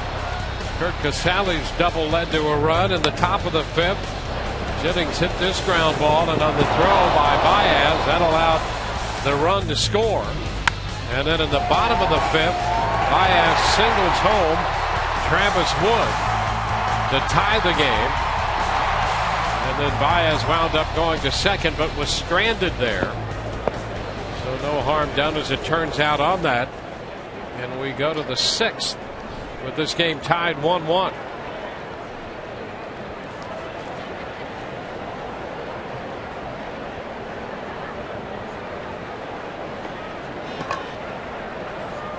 Sean Rodriguez will open the inning for the Rays, middle part of the order.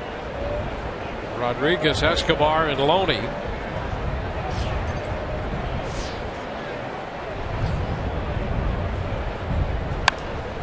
Goes after the first pitch, fouling it, strike 1.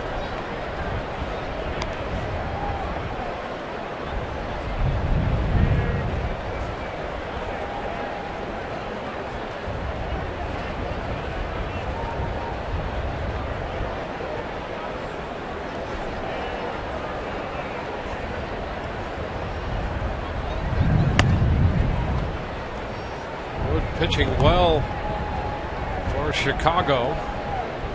He has not won a game since the 15th of June. And to right field, Ruggiano will go to the track, and a couple steps from the wall. The wall recedes into a well-like performance out there.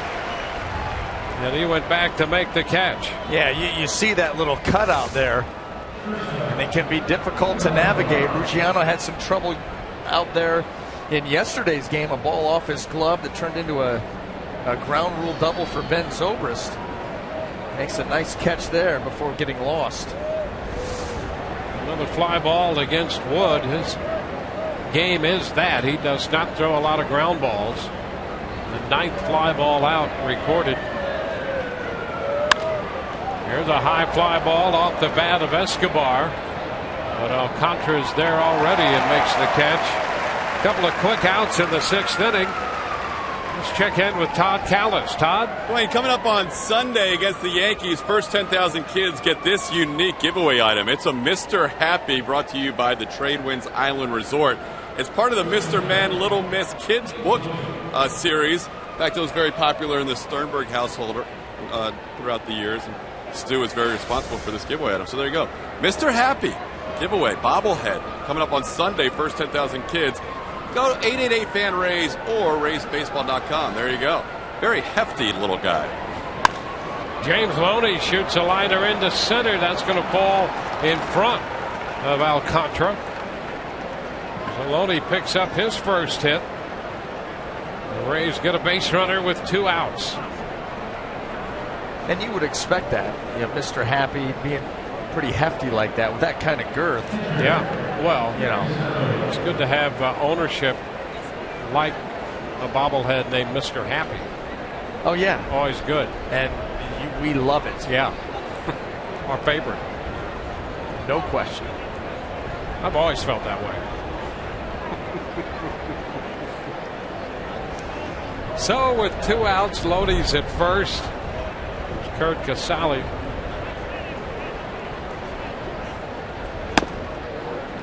Pitch upstairs. See, I had originally thought that Mr. Happy was going to be a bobblehead of Todd, but then thinking further, you're saying if it was Todd, it'd be Mr. Giddy. Yes, gotcha. So either way.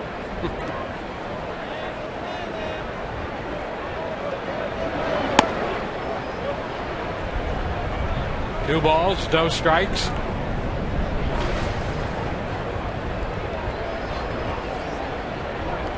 Would you answer the phone, please? Is that ringing in your ear, too? It's for you. It is.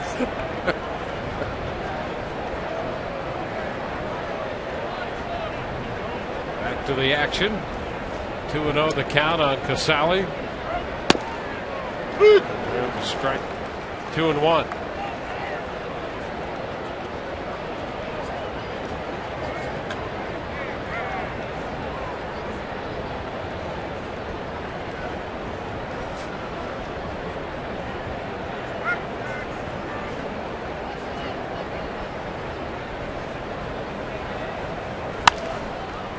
Sally lifts it foul, and that's going to slice into the stands.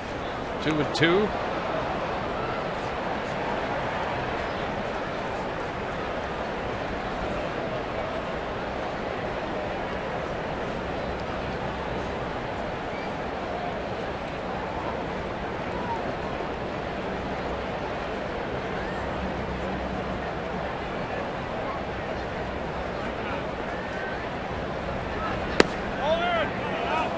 Inside off the plate. It's 3-2. Beliveau loosening in the Rays bullpen.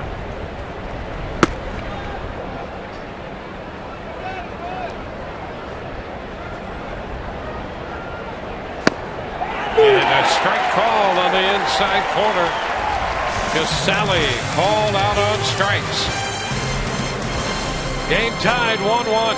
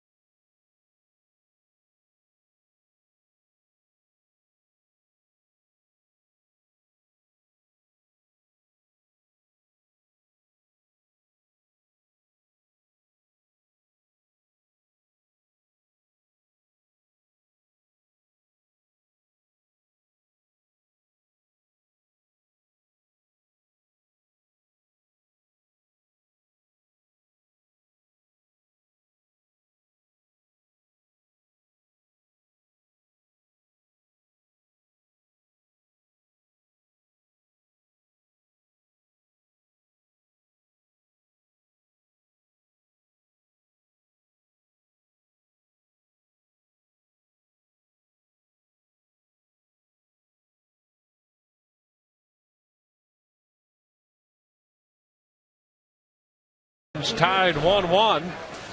America's new sports network is the place to turn before every slam, every goal, and every game with America's Pregame, only on Fox Sports 1 and streaming live on Fox Sports Go.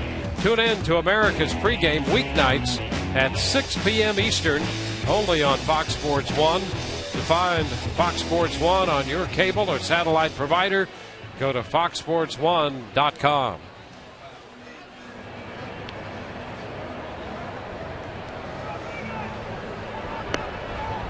It has been beach weather here in Chicago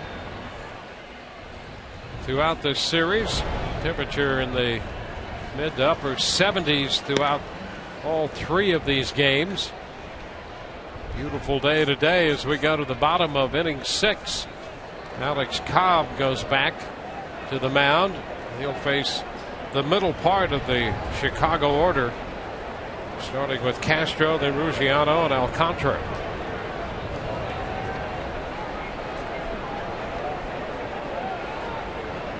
Cobb a little over 80 pitches on the day as he prepares to face the Cubs shortstop.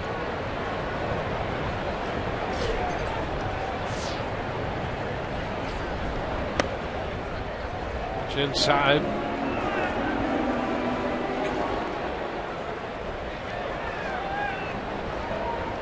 Castro opened the 4th inning with a base hit.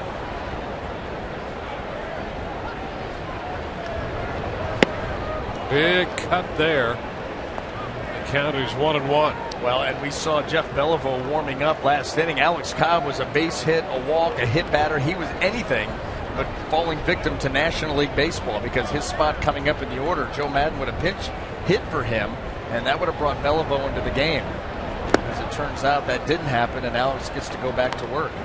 Alex hitting in the 8th spot, as the Rays have been apt to do.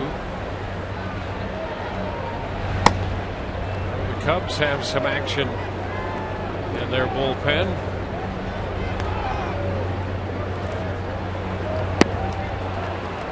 And that will take care of Castro. Strikeout number 5, and the first out here in the 6th inning.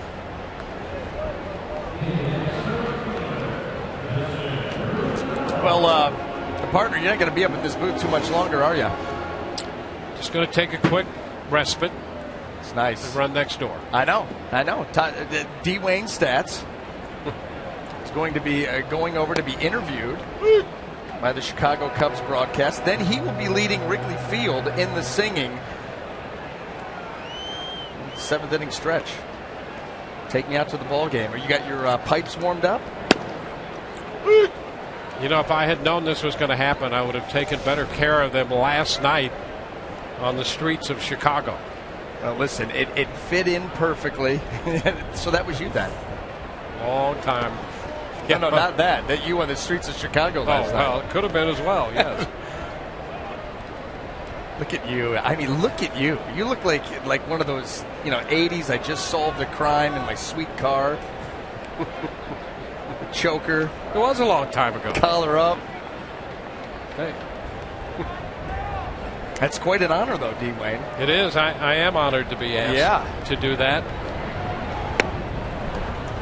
We have Ruggiano out on strikes. A couple of back-to-back strikeouts here in the 6th. I had the opportunity here in Chicago to be a part of the first night game telecast here at the Wrigley Field. Mark Harmon and Steve Stone. Apparently I was just an interloper there. You look great, though. And little did I know at that time that I was listening to my future partner call ball games. That was, 88, 89. The Cubs are obviously relevant then, the playoff race, a playoff team. And I played golf in the fall, and we would go to these other golf courses for our matches, and I had my Cubs hat on because the Indians, quite frankly, were terrible. So you didn't watch them. You followed a team that's somewhat going to be in the playoffs. And so you would go into these, random golf courses into the clubhouse, and there's no golf on middle of the week, so they'd have a baseball game on. It was always WGN. And so there you were. Conversely, I had no idea that I was actually broadcasting to my future partner. Well, you were. Yeah, there he was, betting his allowance on golf matches. It's a 1-2 count on Alcantara. Well, Todd and I know we're going to have a lot of fun watching you do your thing. Yeah, you like to watch people sweat, don't you? But as much as I do, yes. It's inside to Alcantara, 2-2. That'll be fun, I think. Oh, it will.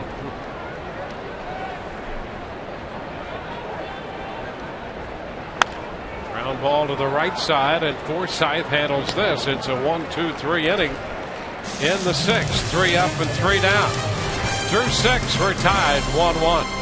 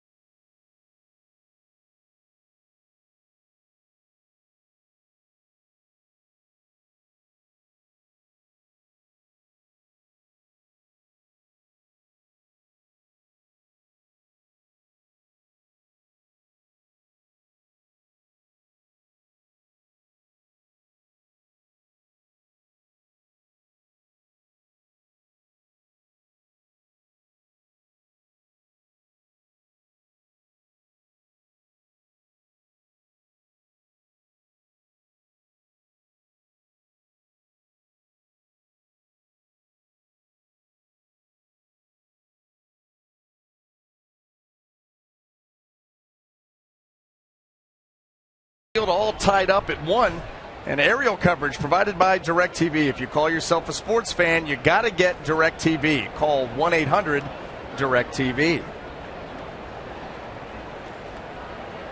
looks here as Travis Wood on to work the top of the 7th that Alex Cobb is going to fall victim to a pinch hitter. There's D-Wayne's stats.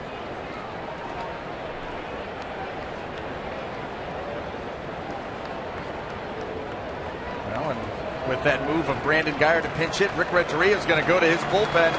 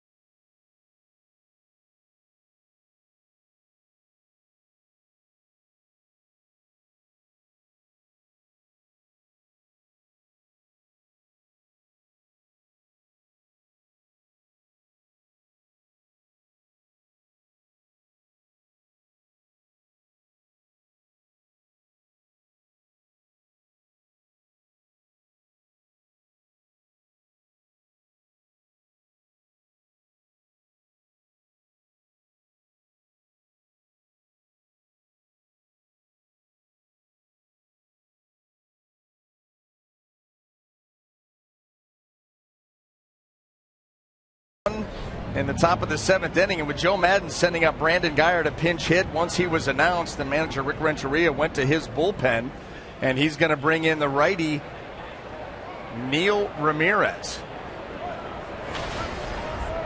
Come on for the 34th time. You can see that ERA has done a lot of quality work. 28 innings, 36 strikeouts, opponent's average of 163. You know, we've seen Joe Maddon in this situation before. Pinch hit Brandon Guyer, they bring in the reliever, and he will burn that player to go to somebody else. But in the National League, where double switches and moves are so important, you just cannot afford to burn players like that. So Brandon Guyer will stay on and face the hard-throwing righty.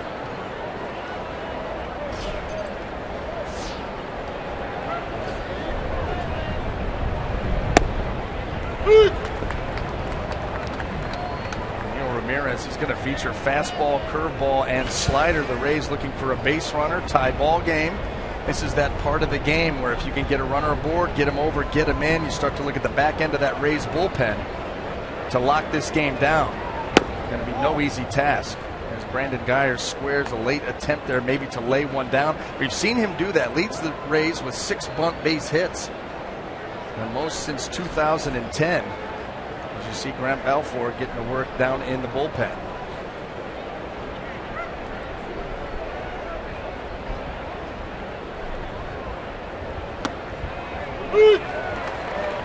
Ramirez runs that fastball in there, kind of ties Guyer up for strike number 2, and that's the downside of National League baseball when you've got a guy like Alex Cobb out there throwing the ball very well. But when your spot comes up in the order, if you're not well ahead and it's late in the game, you're going to come out. That costs you innings.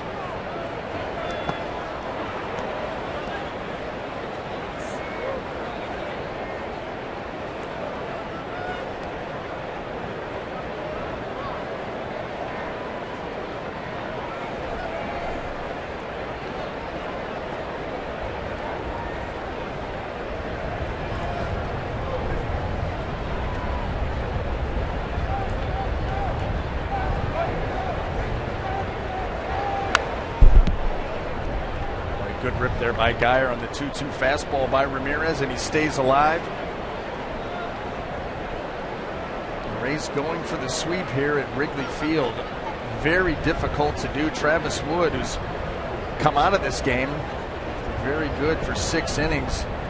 Guy that had really struggled over his last 9 starts, but stymied the Rays up to this point.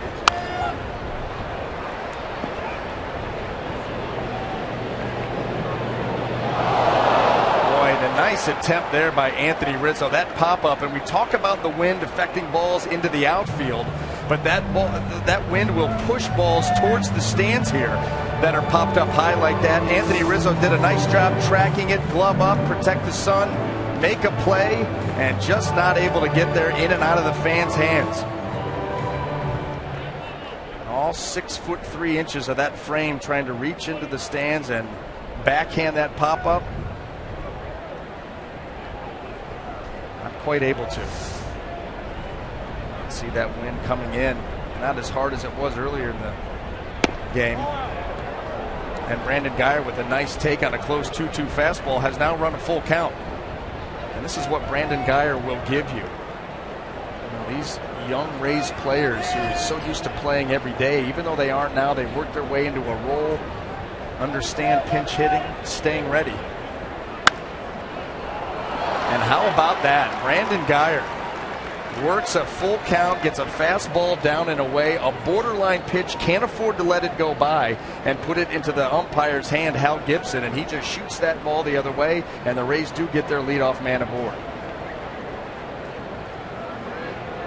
Great pinch hit plate appearance right there by Brandon Geyer. That was a tough 3-2 pitch, protecting the plate, sends it into right field. Second pinch hit of the season in 13 at-bats, and that is a serious pinch hit appearance. Where did you come from? Jumped right in there. You did jump right in there. I like that you did play-by-play for a batter. You know, I thought I was going to get the whole half inning, but I'm glad that you're here. And you just high-lefted me. I did, and you know what? The one batter that I did get, of course, it was a full count with a couple of foul balls. Kid making a play in first row of the stands, wearing a Bucks jersey. That's good. Now I learned that play-by-play is not that easy either. Oh, it is easy. Well, you just did it. Well, yeah. I did it for one hitter. We're excited that Dwayne is next door getting ready for the 7th inning stretch. Take me out to the ball game. Listen, they came in this morning. We were doing our homework up here, and they came in and said, hey, listen, we want you to sing the song this afternoon. And I was as giddy as you were. I mean, happy. I'm like, you have to do it. D. Wayne, you have to do it. I'm going to interview you in the 7th. We'll have Todd slide in. And then little does he know, we're going to stick with it and watch him do his thing. That's perfect. There he is in the Cubs television booth getting ready to sing. Oh, that's the other thing. They're going to ask him some questions, some softballs, and then let him do play-by-play for this half inning. Nice. There you go. So we'll check that out on our broadcast after this half inning. Rays and the Cubs all tied at 1. A frustrating day for Alex Cobb, who gets pinch hit for here. The one run he allows, the pitcher with a little soft single to left. The RBI is a ground ball through the shift in the infield. Easily could have gone through 6 with a shutout. Yeah, and that ground ball hit by Baez, you still wonder where the cutoff man was on that play, because that could have been huge if that runner then comes around to score. Those are the mistakes that can't be made if you're trying to close ground like the Rays are. Geyer trying to steal, and he is safe. The Cubs may have an argument because Starlin Castro thought he had the out.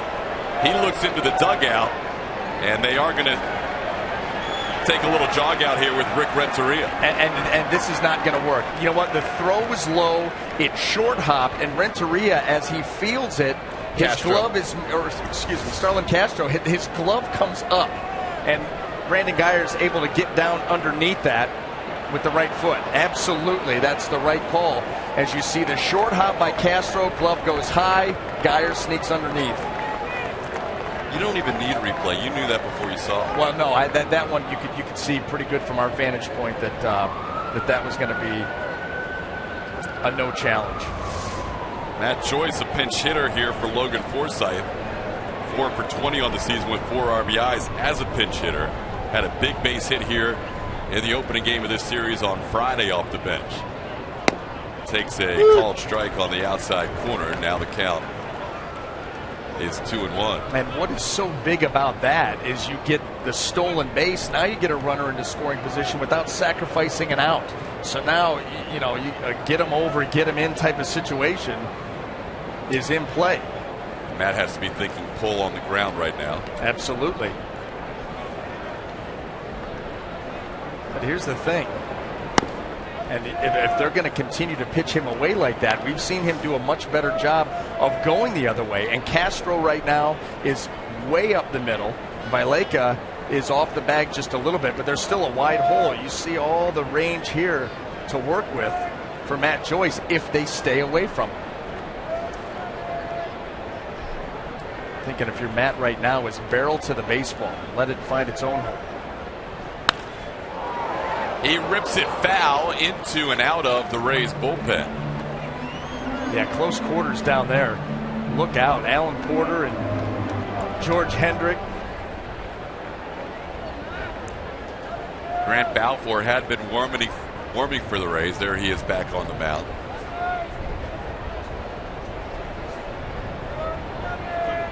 I think they're all giving Brad Boxberger the business for not making that play. He's protecting Scott Kersey down there in the bullpen. The rest of the guys in the bullpen giving it to him. Counts full on Joyce. He does hit one on the right side, and the play made to first in time as Rizzo hits the pitcher Ramirez covering. These are the little things. You talked about little things that can cost you games. The cutoff man on the base hit by Baez. These are the little things that win you tight games. Brandon Guyer working a tough at-bat, shooting the ball the other way, stealing second. Matt Joyce, productive at-bat. You see his teammates giving him the high fives. Runner at third, less than 2, forces the infield in, increases your chances to score.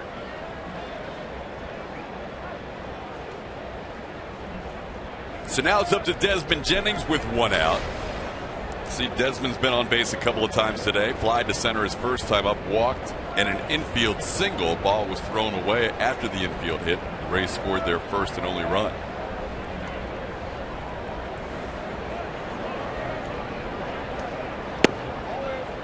Breaking ball misses inside, ball 1. With the wind blowing in, sacrifice fly a little more difficult today than normal because you have to get that depth on the fly balls. Yeah, no question about it. The one plus that you have is Brandon Guyer runs well.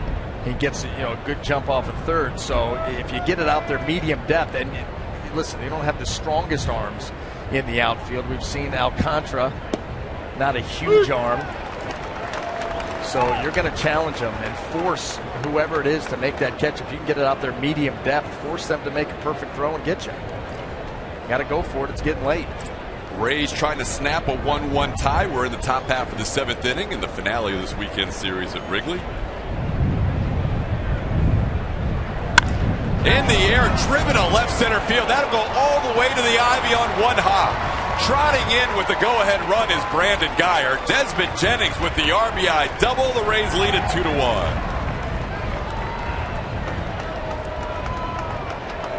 Well, winning baseball. Get the runner to third. Desmond Jennings hones in on this at-bat against Ramirez. Gets a hanging slider, and he smokes it. No doubt about that off the bat. See, that spins. That's what you call a cement mixer. Right into the swing. I think Desmond felt yesterday he had 2 home runs that were knocked down by the wind.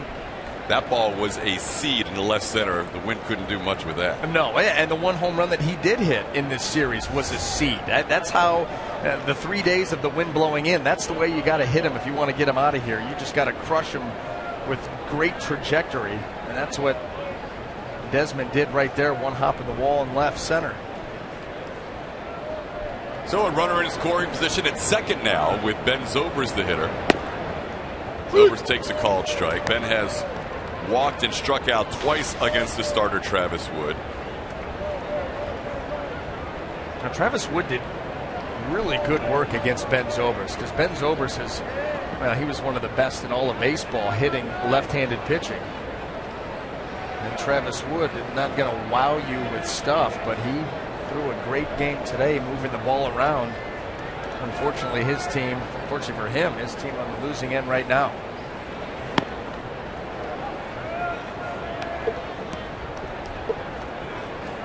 But, you know, earlier in the year when Ben Zobrist switched over to the left side, you're thinking, well, he's not swinging the bat as well. We'd see managers do that, swinging so well from the right side. They would force him over, but he's swinging the bat pretty good from this side, too. Just an overall tough out. Head of the count, 2-1. Evan Longoria on deck. Rays trying to sweep this series in Chicago and move to one game under 500 for just the second time since late April. Yeah, the 2 games under has been the buffer. They'd get to 2, then fall back to 3. Have a hard time breaking that barrier, and a chance to do it. Now it's 3-1. Zobrist during this stretch, and you guys have talked about it, how well he's been hitting the last month and a half. Just does not leave the strike zone. And therein lies the reason why he's hitting so well. He just does not expand that zone. He forces the pitcher over the plate, and when they do that, he puts a good swing on it and hits the ball hard. That has been the formula.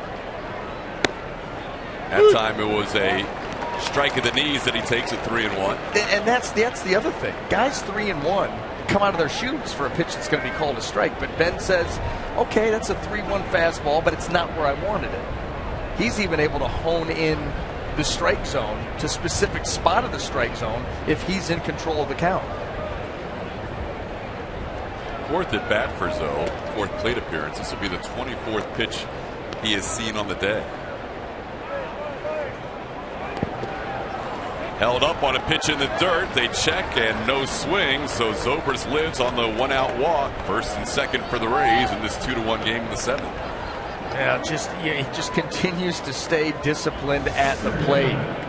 Doesn't try to do too much. Lets the pitcher come to him, and if he's not going to, he's more than willing to take his walk.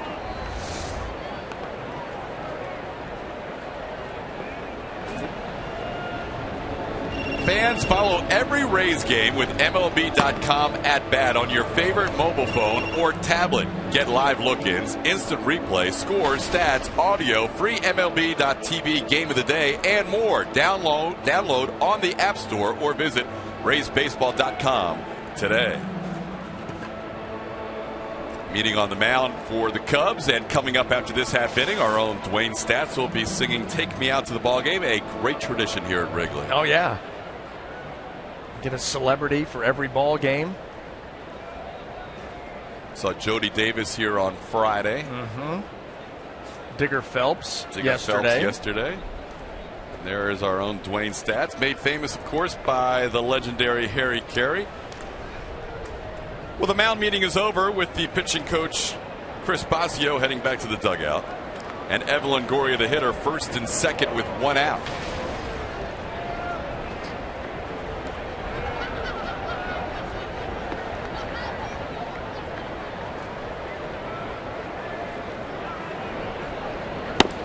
Big swing, no contact from Longoria, 0-1. Evan has lined to right, flied out to right, and then flied to center, 0 for 3.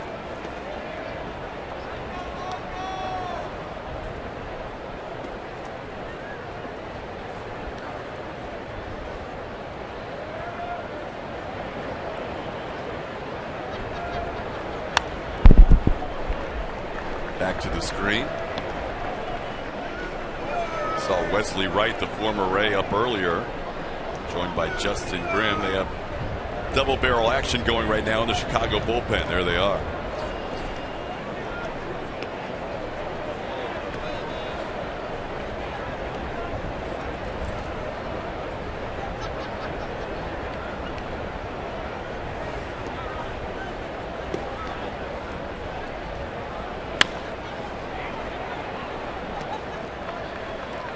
Much better job of protecting the bullpen there. It stays 0-2. Yeah, backhand play is not easy.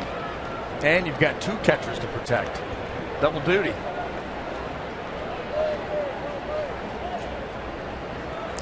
On the other side, Brad Boxberger isn't necessarily in fielding position. I've noticed that. Hands behind his back a lot.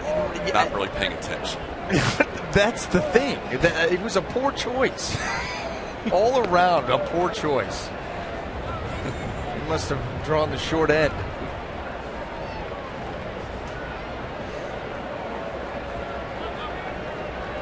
Yeah, I mean, what he's doing right now, that's not going to get it done on any level. And Scott Kersey goes, it does help if that glove is on the front. A little bit low, 1-2. I'll tell you, the Rays have shown themselves to be novices here at Wrigley Field. Although 2-0 and looking to sweep the series. Look at that split screen. How about that? Right. One guy back to the plate, hands behind his back. The other guy in fielding position. Working his glove, ready to go. That's Hector Rondon in the Cubs bullpen as the protector. In the air to left field, pretty well hit. Drifting bat is Coughlin, and he makes the catch. That ball was really knocked down. It looked like Longoria got a good piece of that. No, that's the thing, and that's been all series long. If you're going to hit a fly ball, and I don't care if you hit it well, nobody's going to hit a fly ball better than Anthony Rizzo did in the bottom of the first of Game 1. But you hit it well, and it's got hang time, it's going to get knocked down, period. They've been showing a lot of frustration there in the dugout. He thought he may have had a 3-run home run there. Absolutely. And on the right day, he does, in a big way. Last couple of games have been frustrating for Evan. And you see Rick Renteria meeting with Hal Gibson, and it looks like the Cubs are going to go now with a double switch. He does check in first with the home plate umpire Hal Gibson before he makes his move to the mound. Sean Rodriguez is due up.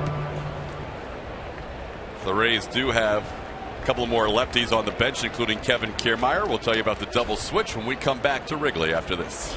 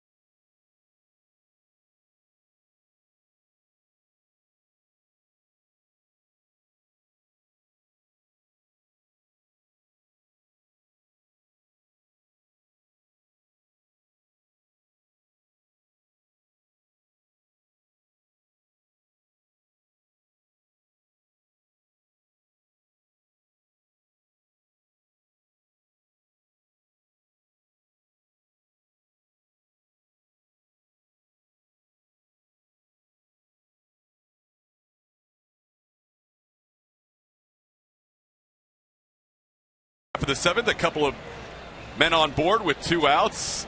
And the new right fielder is Ryan Sweeney. He will move into the 6th slot in the lineup. Actually, the number 5 slot in the lineup for the Cubs. And now batting in his place in the 5 slot, Justin Grimm, the new pitcher for the Cubs, appearing in his 55th game of the season. Well, 4.32 earned run average, more than a strikeout an inning. It has good stuff, but as you can see by the walks there, do the math, 4.5 walks per 9 innings. That's a tough number to be working deep in a bullpen. There's too many base runners. That's why that ERA you see inflated at 4.32. Sweeney will bat 9th. Grimm will bat 5th in the Cubs lineup, as Sean Rodriguez will stay in there against the righty, despite the fact that Cole Figueroa and Kevin Kiermaier, a couple of lefties, are on the Rays bench. Joe Madden has been showing more confidence in Rodriguez lately against right-handed pitching. Well, I'll tell you what, how many home runs has he hit off righties this year? At one point, in fact, I think it was 6 out of the 10, or at least half. There's a ball driven deep to left field. Will the wind knock this down? Coughlin all the way back to the track. Yes, it will. Wow, is that a rocket? And the wind just killed it on the track.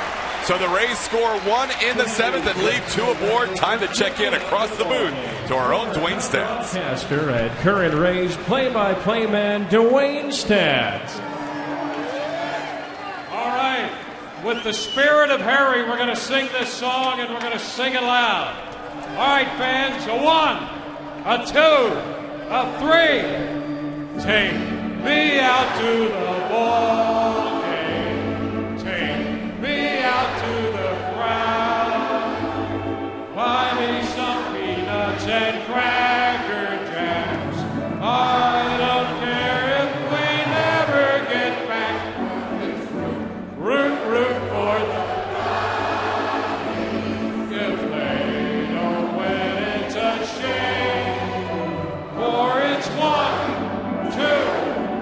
strikes, you're out at the old ball game. God bless you, Harry.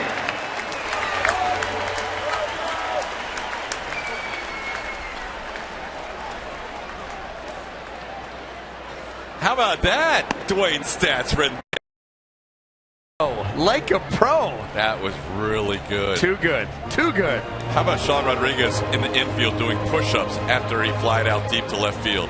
No, he did not. Yes, he did. He dropped it and gave him, started doing push-ups because he knew that he had some strength behind that one, but not enough.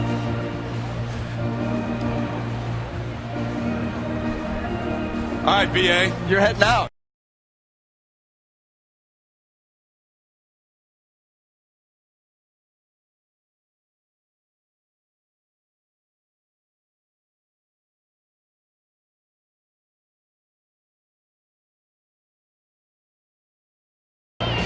Well, Alex Cobb, his day comes to an end, and I'll tell you something, he threw the ball extremely well. That had that changeup working, the curveball, the fastball, he was able to move around.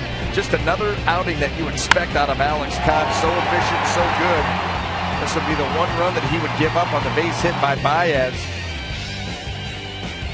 Well, I'll tell you what, overall, you cannot argue with that line. Again, another game with the starting pitcher not walking anybody, just the 1 earned run in 6 innings of good work, and that will bring on Grant Balfour to go to work here in the bottom of the 7th.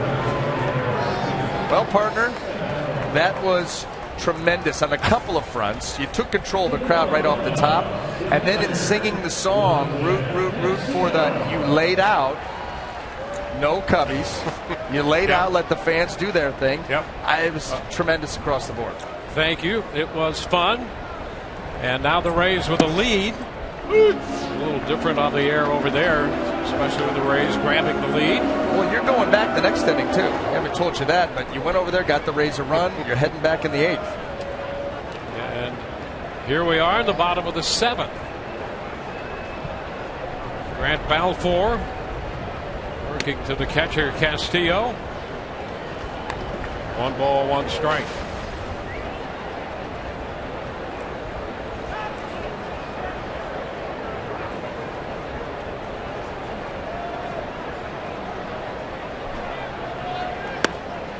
There's a strike now, 1 and 2. Well, nice job by Alex Cobb. See, Brandon Guyer now stays on to play left.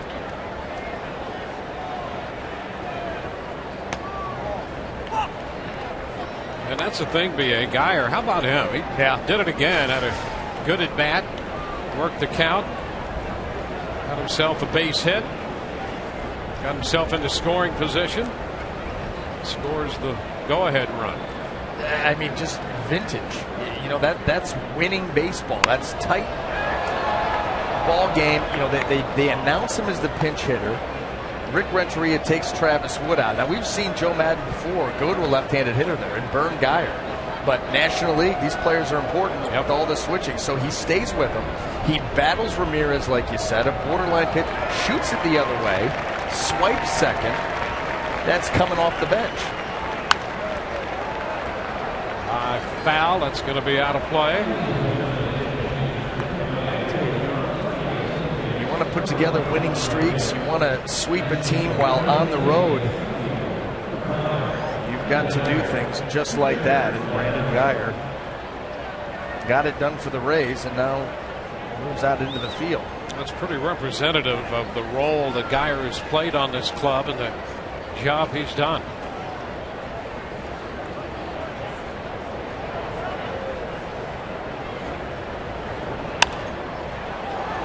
Pop fly short left. Escobar out. Guyer's coming in.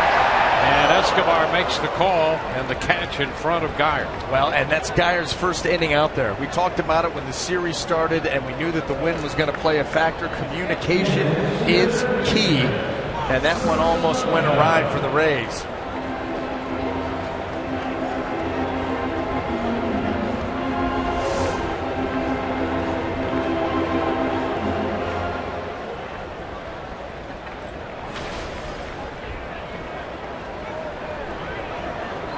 Here's Valleca, the third baseman. He's 0 for 2. Shoots it foul.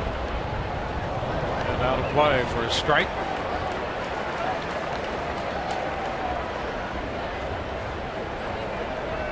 $33,039 here at Wrigley Field for the wrap-up game of this series.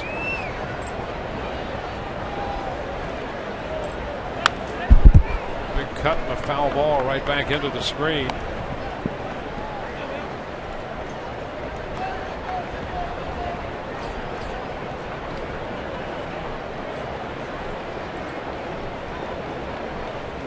Yates, the right-hander.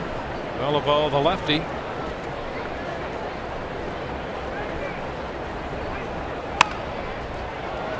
Bounder to third. Nice pickup and throw by Longoria. 2 gone. As promised earlier in the game, we have the AT&T fan photo.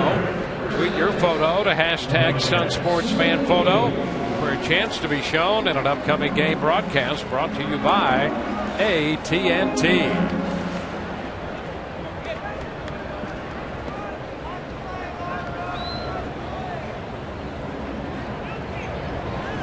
Ryan Sweeney hits for the first time.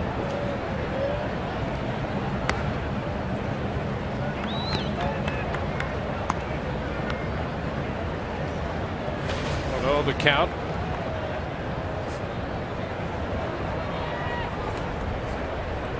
Two gone, bases empty. Sweeney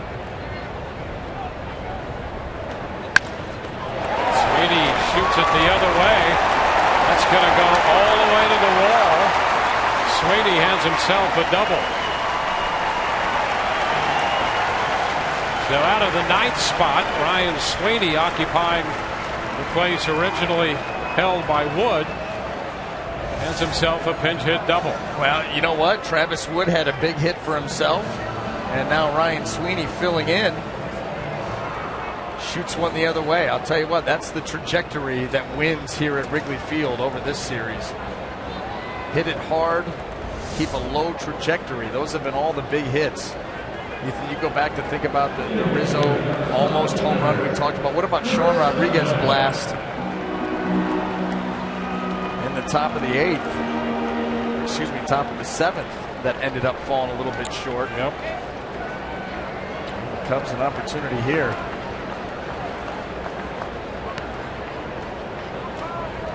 Runner at second with 2 outs. One of the Cubs have had 2-out hits all day.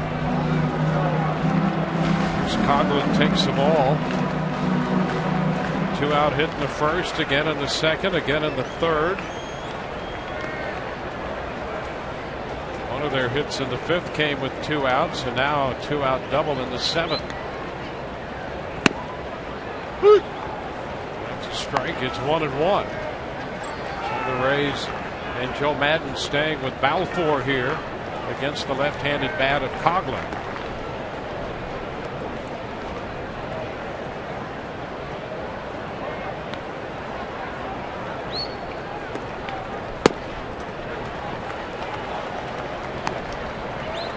2 balls and a strike. Yeah, and when you look at the the lineup here, you think maybe Beliveau for Rizzo. This is a big at bat here, but always a method to the madness. Internal numbers, whatever it may be, swing path, pitch type. It's not going to be easy though, because Coughlin's swinging the bat well. All 4 behind him, 3-1.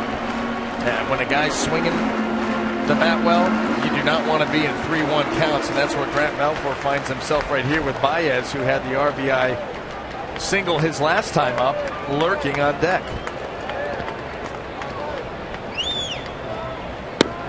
And a strike call. How about that? Yeah. 3-1. How about that is right. You know what? Don't want to get predictable. Coughlin more than likely sitting on that heater, and Balfour drops the breaking ball right to the corner for strike number 2. And now you've put that in his mind too. He may throw it again right here. Coughlin's got to account for everything. And a base hit. And to right and back toward the corner. Sweeney scores. Coughlin around second. He's going to head for 3. Throw cut off. The game tied at 2.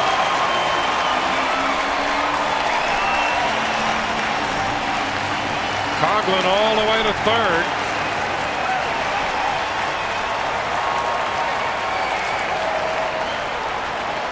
Now Joe Madden out of the dugout after this 3-base hit by Coughlin. Full count. Going to get a breaking ball. Coughlin this time is all over it. That was not as sharp as the previous one. And he hammers this thing down into the corner. And as soon as it left the bat, tie ball game. You knew that.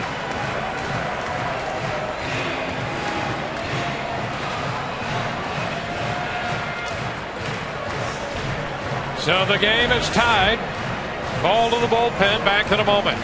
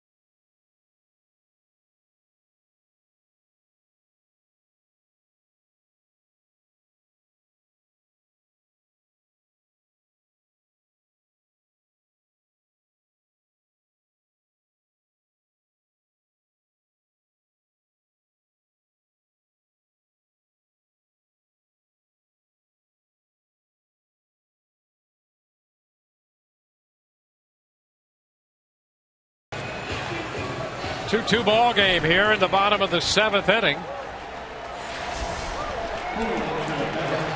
That's what's coming up tomorrow on Rays Live, the pregame show presented by your Gulf Coast Honda dealers. We'll hear from Drew Smiley, who will be making the start. The rest is we'll break down Adrian Beltre. All of that leading up to the first pitch. Rays and Rangers from Arlington, Texas tomorrow. Grant Balfour, 2/3 of an inning, touched for 2 hits and a run.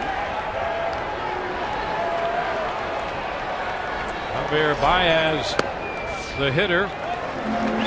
Yates with his first pitch, and he misses.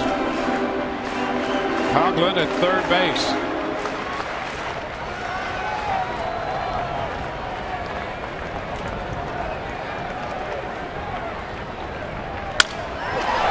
Fly ball short center. Jennings coming, and he makes the catch on the move to retire the side. Well, let's go to break listening to my partner's rendition of Take Me Out to the Ball Game. For it's 1, 2, 3 strikes, you're out at the old ball game. God bless you, Harry.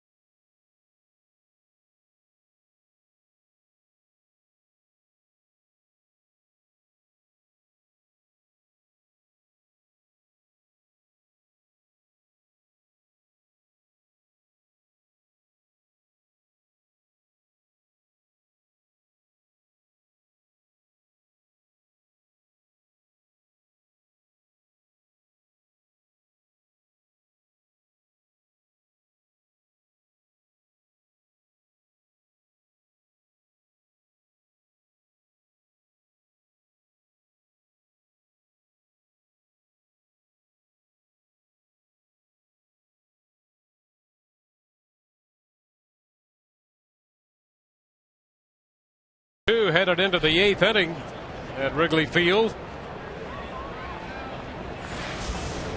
In today's game and all season long, Tires Plus donates $100 to the Pediatric Cancer Foundation for every Tampa Bay Rays home run televised on Sun Sports.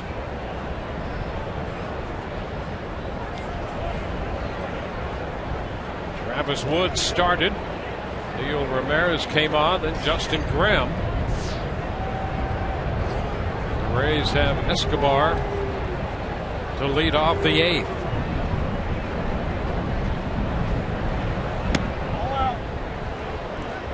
First pitch, slider down and away out of the zone.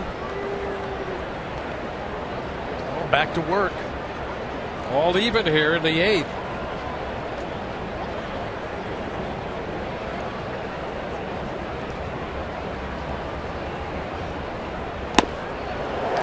Cut and a miss. Escobar trying to break the tie with that cut. 1-1. Joel Peralta in the Rays bullpen.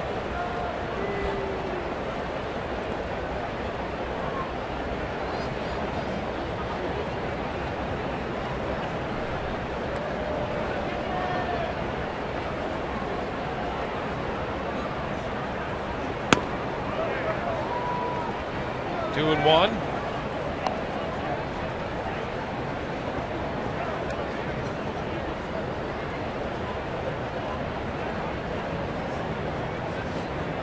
James Loney will be next.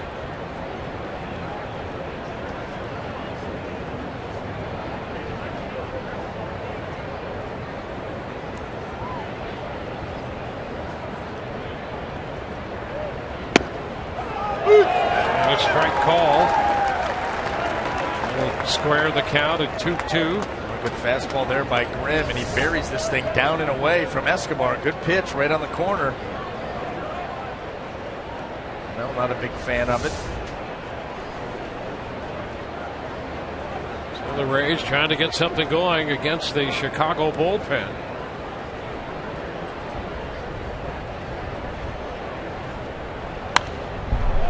Fouled it right back.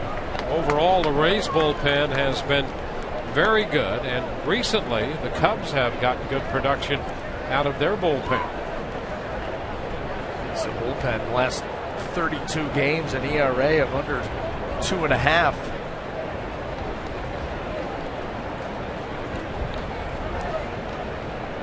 Rays have shown the ability to get to it here in this series a couple of times.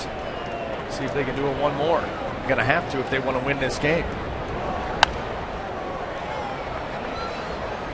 Escobar and Grimm battling it out here, leading off the 8th. Tigers are hitting in the 11th, tied with the Blue Jays and Toronto at 5.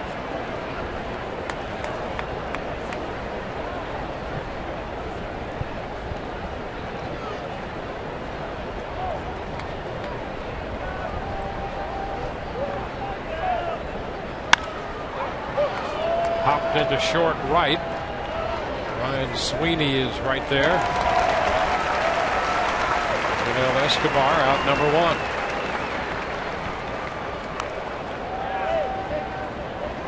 Here's James Loney.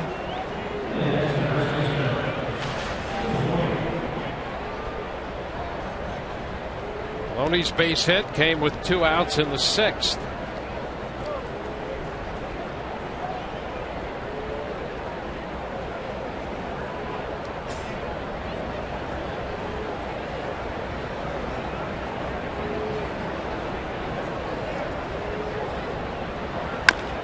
Chopper up the middle. It's Castro, the shortstop, handling it. 2 outs with the bases empty. The key word being chopper, because James Loney, who will use the whole field going back up the middle, a good idea, but once it's chopped, all of a sudden that allows the time needed by Castro to slide over and make the play on the Rays' first baseman. Now 2 outs, nobody on.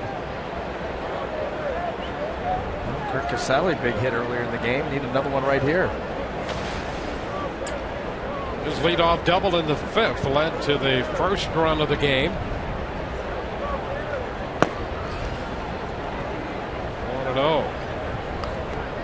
Well, he has his first big league hit. He got that one right away when he joined the Rays. He has his first RBI. He has his first extra base hit. Now he needs his first home run.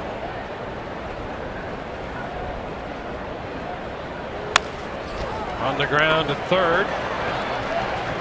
The Rays are up and down 1-2-3. Bottom of the 8th coming. Tie game at 2.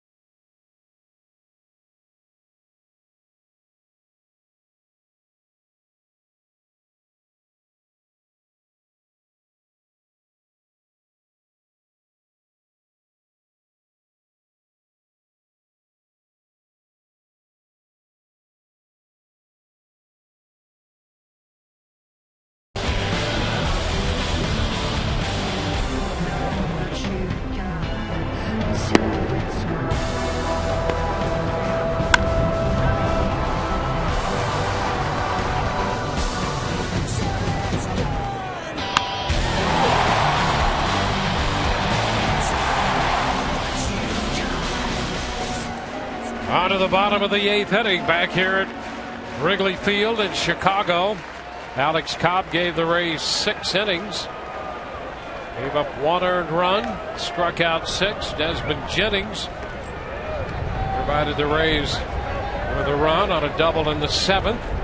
We're tied 2-2 onto the bottom of the 8th. Joel Peralta on the hill for the Rays, and the first pitch to Anthony Rizzo is a strike call. No zeros. That's what needs to be put up by the Rays bullpen going forward. Peralta gets a crack at it here on for the 50th time.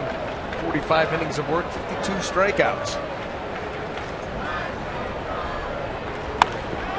High popper, right side, and that's going to drift into the stands. A foul ball. Sean Rodriguez, who is now at second, was down there beyond the bullpen mound just in case, but no chance.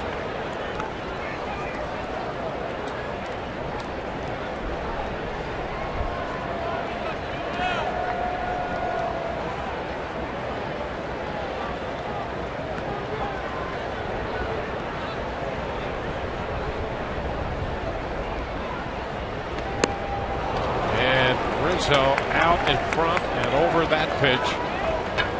Boy, what a thing of beauty from Peralta right there with that pitch. Yeah, 0-2. He did not have a chance. Rizzo.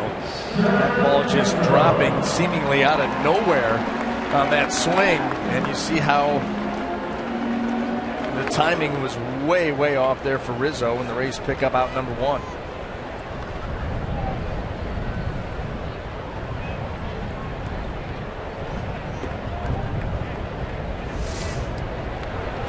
Castro is a hit at 3 at-bats, pops it up. That's a foul ball, and that ball is going to be out of play.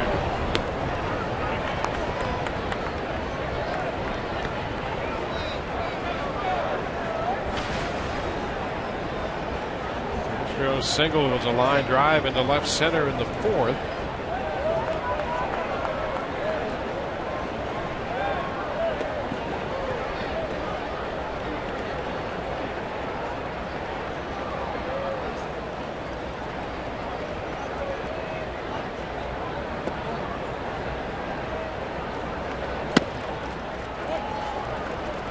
One.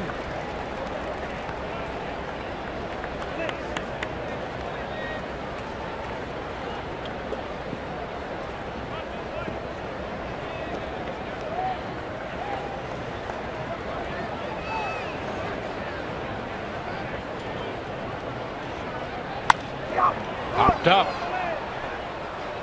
Loney waiting for it. 2 gone.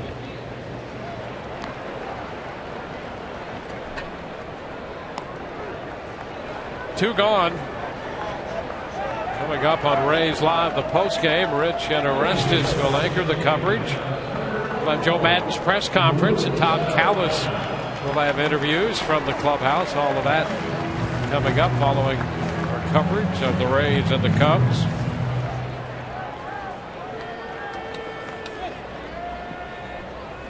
Pitcher spot due. Valbuena will pinch hit. Valbuena 0 for 4 yesterday. There's the strike.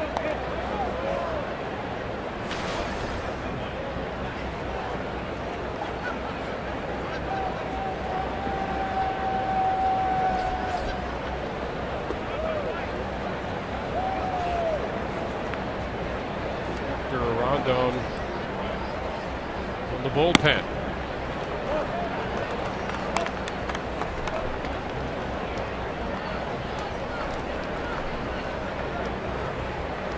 One and one to count. Valbuena has been playing third base. Well, he does have some power too. 2 outs, nobody on. 10 home runs on the year.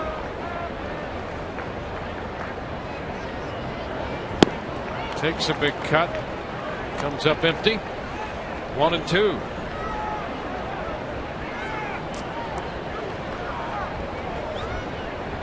This is the information that is given not only to the Rays pitchers but Kurt Casale, and trying to set up how they're going to attack these hitters, what they like to do, what they look for, how you can put them away.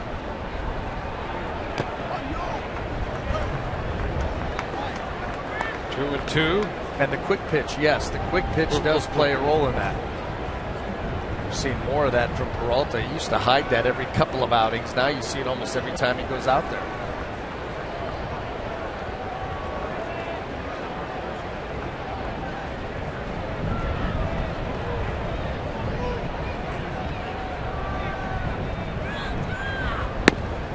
And strike 3 call. Almeida caught looking in a pinch hitting role. 2 strikeouts for Peralta. We're still tied 2-2.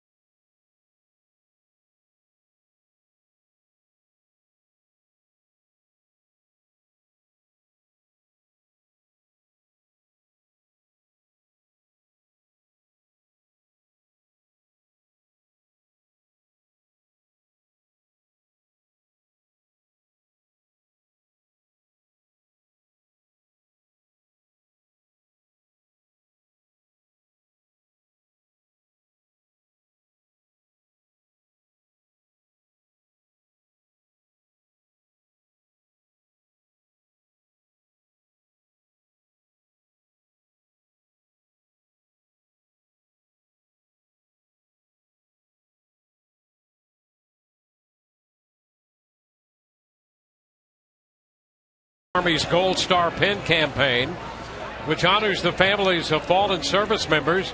To learn more, visit goldstarpins.org.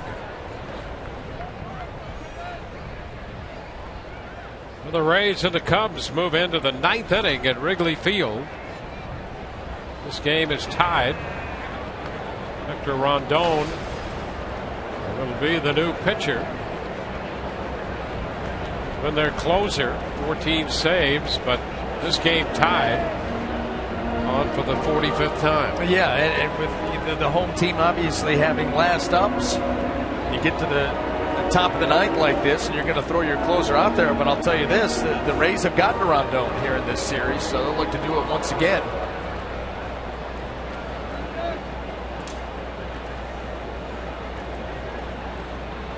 Brandon Guyer will lead off for the Rays. He opened the 7th inning as a pinch hitter and had a very good at bat against Ramirez.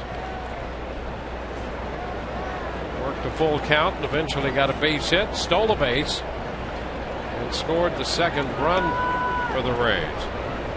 And an at bat like that in a tough spot will give him a lot of confidence coming up here, starting off this inning against Rondon. See if he can do the same thing.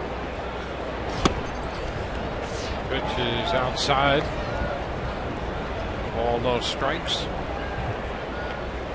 Kevin Kiermaier has moved out on deck.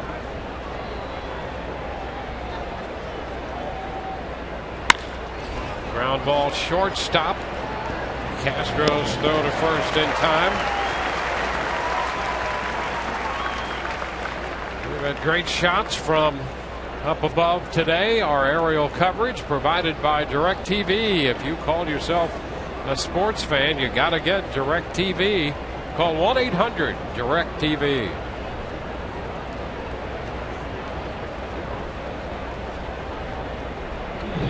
All-encompassing shot above Wrigley Field. Here's Kevin Kiermaier. Kiermaier, a pinch hit roll. Shortens and takes the pitch upstairs. As he comes pulling out of there, that's a pitch that he can handle and pull itself with him to the right side. You got Rizzo and Baez are very, very deep. He's able to get it by Rondon. He'd have himself a hit easy. A strike, 1-1.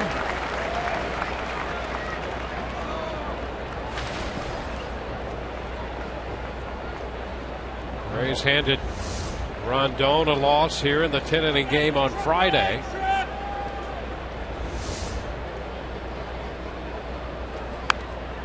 Kiermaier fouls it back. Kiermaier had the base hit that scored Jennings in the 10th inning of that game and gave the Rays a 4-3 lead. Kiermaier trying to get something started with one out in the 9th inning of this game. 2-2.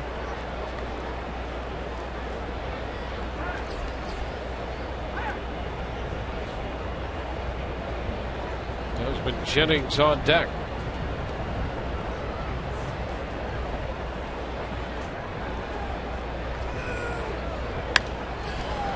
Back over the screen.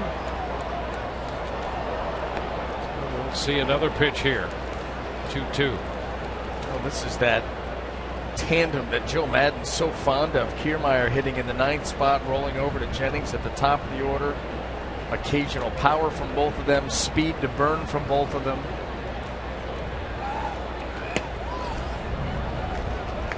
And the count goes full.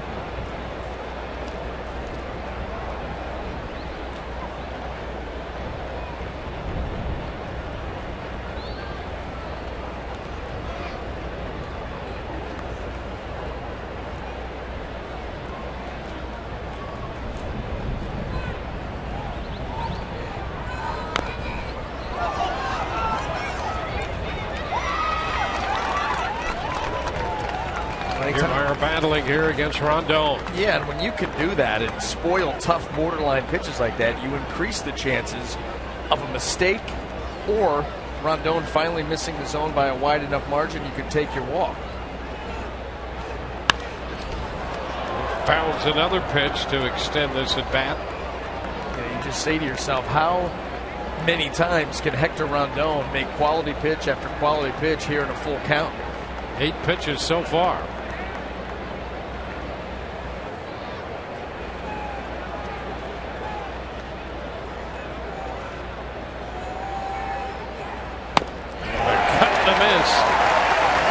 Up the fastball to 97 and strikes him out. Well, the answer in this case is at least 3.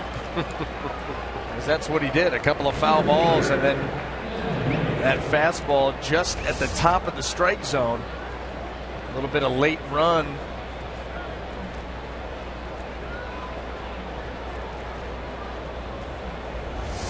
Well, Desmond Jennings started the uprising in the 10th inning Friday against Rondon with a 1-out single, batting with 2 outs and the bases empty in the 9th inning of this one. 1 ball, no strikes.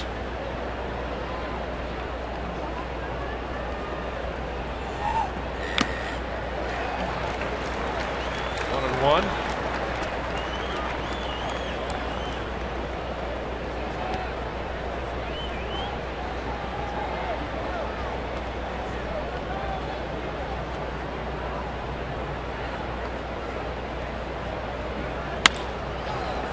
To short. Castro's throw. The Rays are up and down 1-2-3. We'll head into the bottom of the 9th, tied 2-2.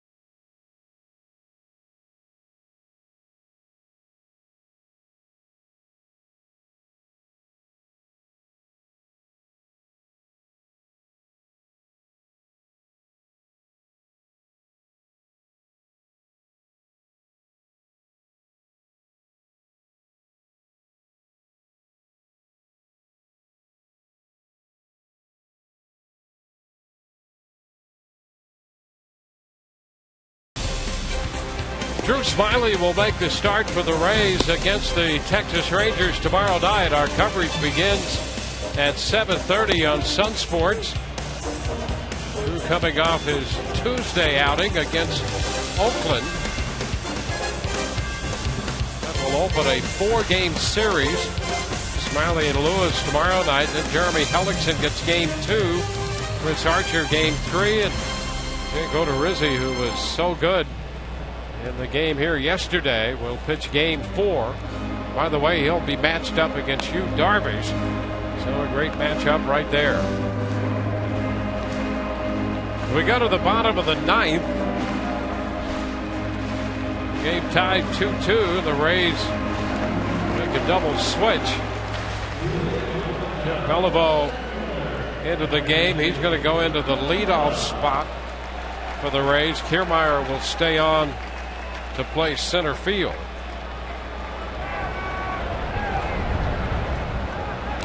So it's pitcher number 5 of the day for the Rays. It's Alcantara to lead it off. Shortens on the bat. The pitch is a strike.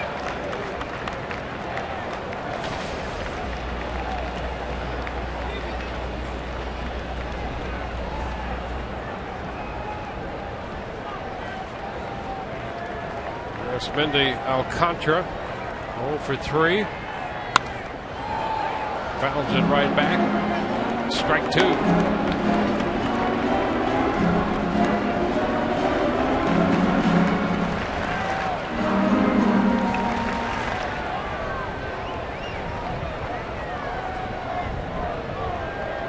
Cubs about hit the Rays 8-6 and a 2-2 tie.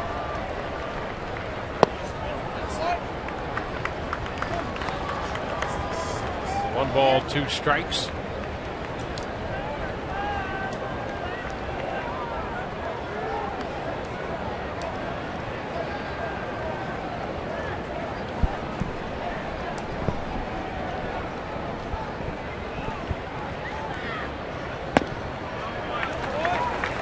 Takes the count to 2-2.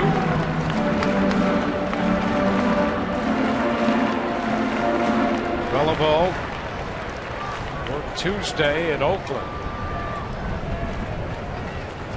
It's 2/3 of an inning in that game.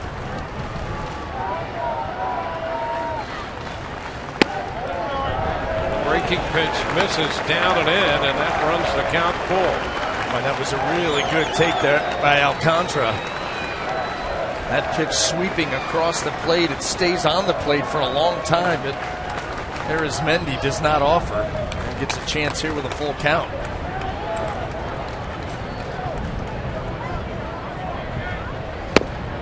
Strike called on the outside corner. Fastball that picks up the edge. Alcantara didn't like it.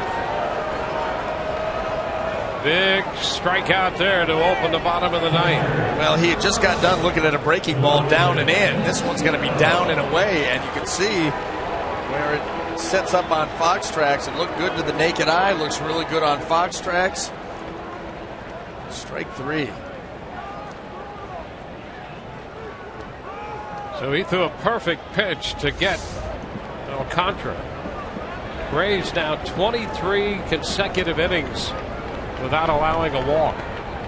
They've given up 1 walk in this series. Breaking ball down and into Castillo. Castillo doubled back in the 2nd inning. You could go through a series like this with just 1 walk so far, as good as the pitching is for the Rays. You force an offense to have to do a lot of work to score off of it, especially when you're not able to really rely on the long ball like you maybe can in a lot of series. Not saying they can't pop one out of here, but it's been difficult because of the wind. So you have to force a team to put together 2, 3, 4 hits to have any kind of an inning off you. That's tough to do. Pedro Strop busy in the bullpen for the Cubs. It's inside, says Hal Gibson. 2-1. Gibson, a young umpire, 33 years old, out of Montana, has worked the plate today.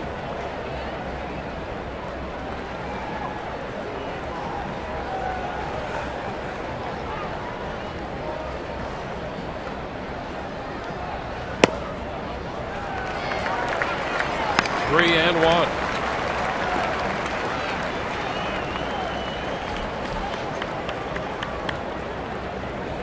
Valleca is on deck. He's played third base. The number 8 hitter in the lineup.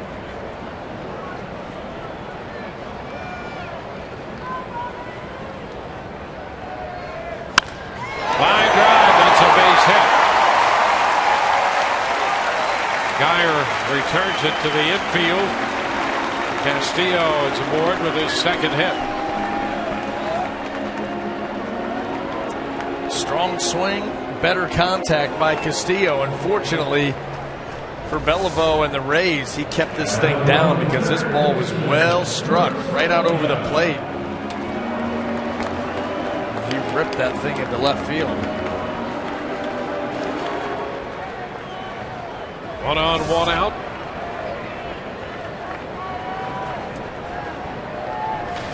Here's Valleca.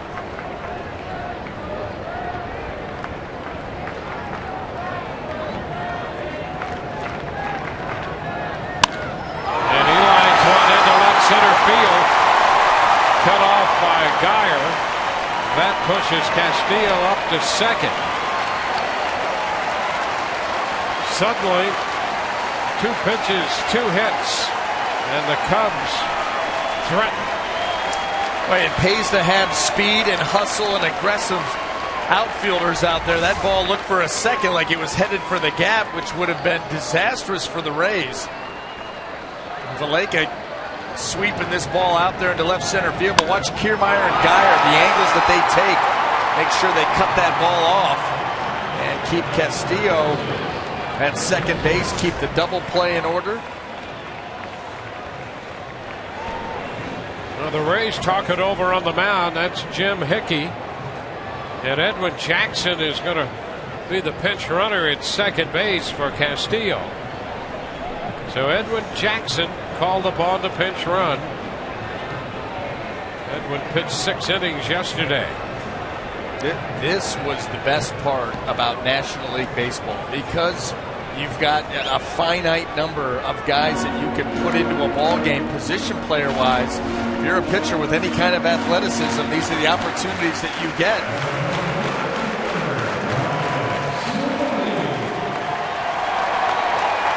Well, Ryan Sweeney will be the hitter.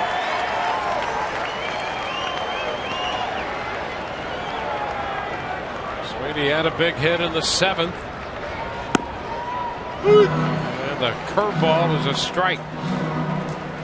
Well, Beliveau can be tough on lefties because of that breaking ball. He's got a low 3/4 arm angle with the fastball that he'll try to drive down and away from him. But when he sweeps that breaking ball, it covers an awful lot of ground.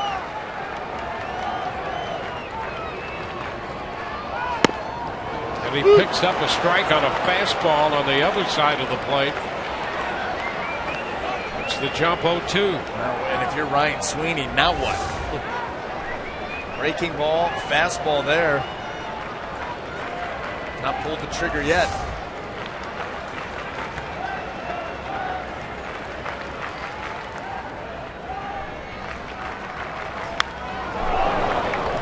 Hangs in there against the curveball there, fouling it off. Yeah, he did a nice job keeping his hands back. You can see initially the body started to go, but he kept the hands back and actually took a pretty good hack at that curveball.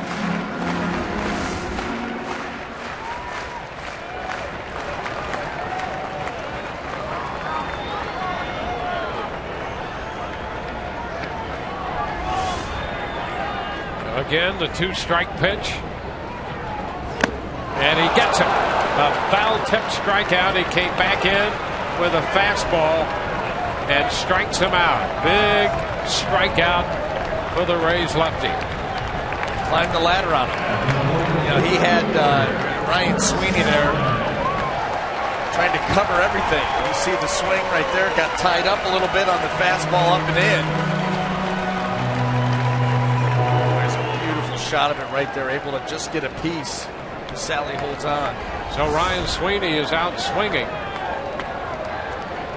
2 gone with 2 men on. Here's Chris Coghlan. And the first pitch is a fastball in there for a strike to Coghlan.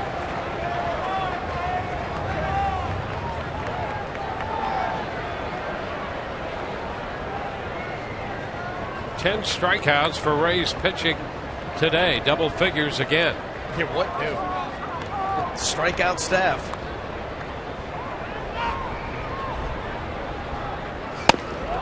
Up and in. It's 1-1.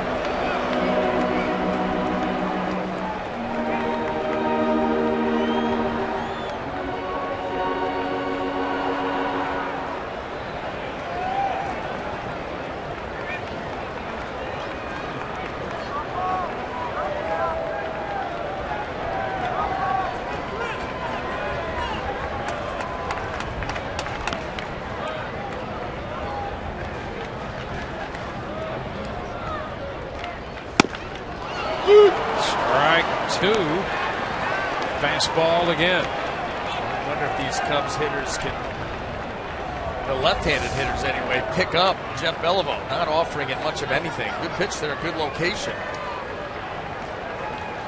Sweeney had an awkward at-bat, and Coghlan, let's hope that trend continues as he's down in the count 1-2. Coghlan got the big hit in the 7th inning. Curveball stayed in. It's 2-2. As Coughlin's tripled in the 7th against Balfour that tied this game.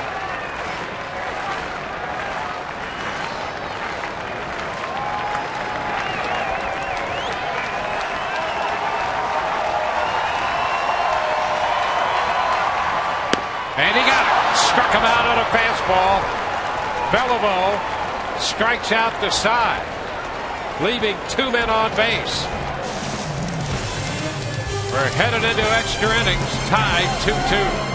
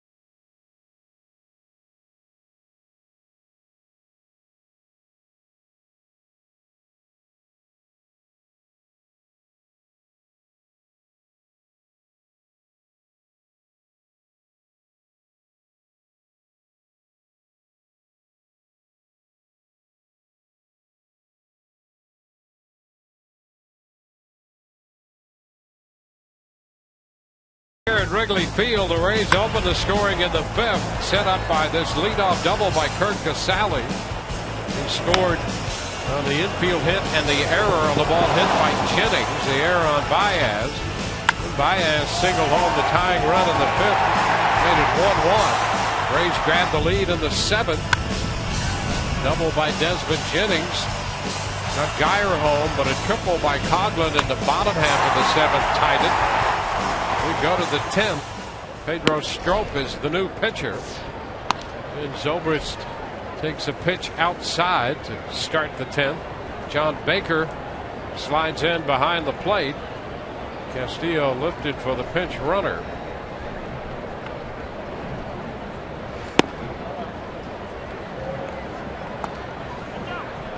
2-0 the count. Zobrist, Longoria, and Rodriguez due up.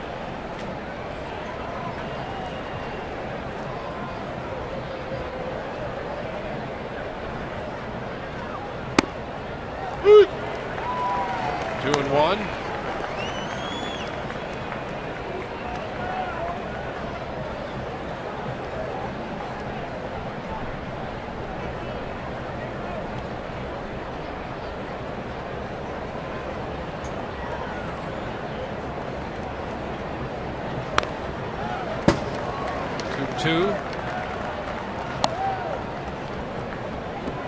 The catcher Baker will go into the 5th spot in the order, most recently occupied by Rondon. So that means the pitcher Strope will hit 7th.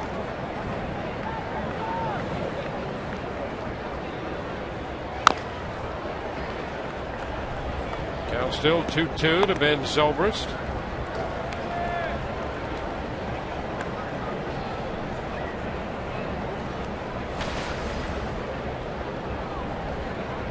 Pitching today, 11 strikeouts, 15 strikeouts yesterday. Boxberger up in the bullpen right now. He's had 11 strikeouts in the game on Friday. Line base hit into center. Zobrist hits his way aboard to open the 10th. On for the 3rd time, 2 walks and now a single. Leadoff man aboard, so important. Increases your chances of scoring, gives you 3 outs to try to get something done here. Nice job by Ben, swung the bat well. You see the reaction to Strope.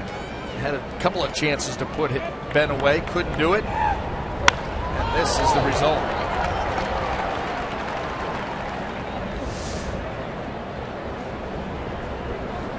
It's Evan Longoria looking for his first hit of the day.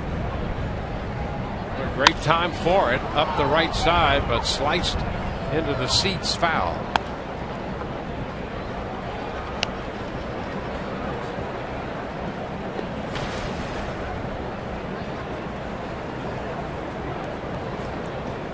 Evan 1 hit against Strope, 1 of 5. That hit a home run.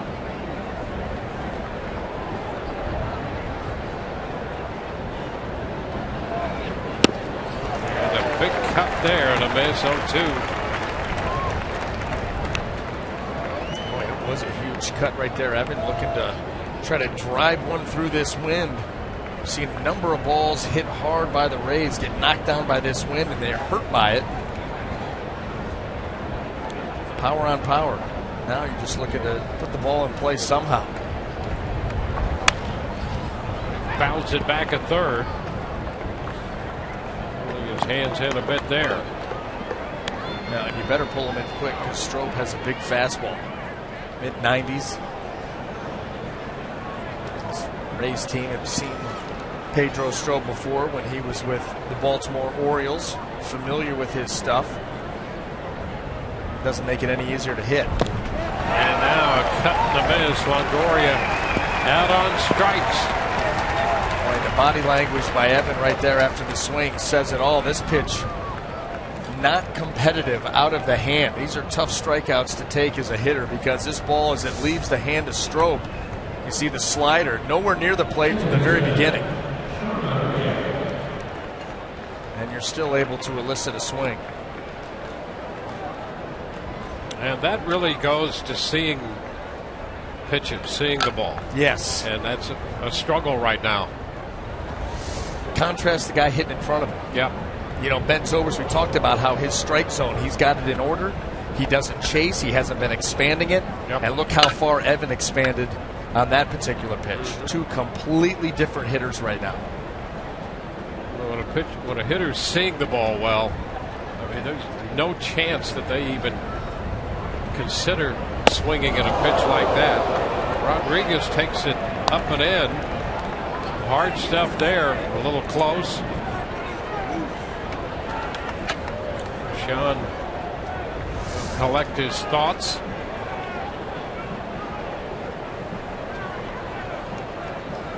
That's a knockdown pitch right there. That is it, right up around the letters.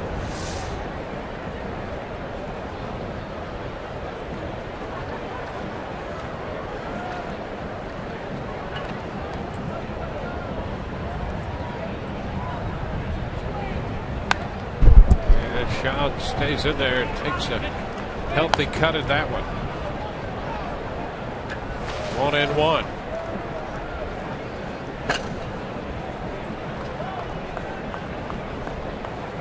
Zobrist at first.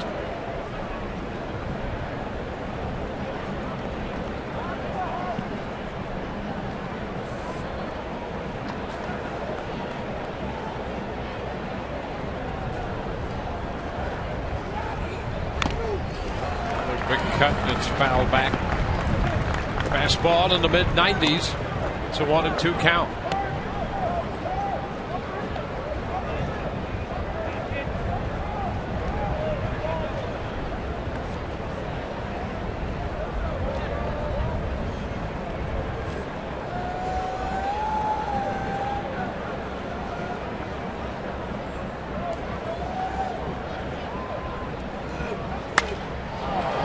Lifts it into center.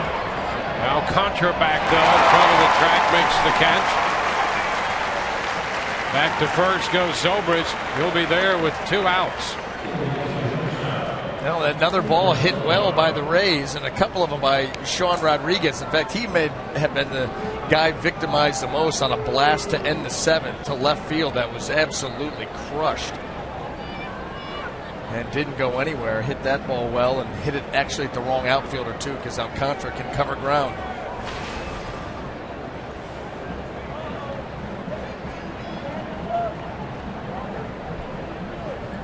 Well, Yunel Escobar is looking for his first hit of the day. It would come in handy here for the Rays, tied in the top of the 10th.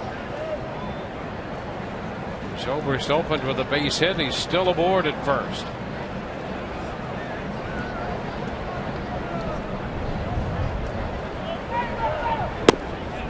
A slider for a strike.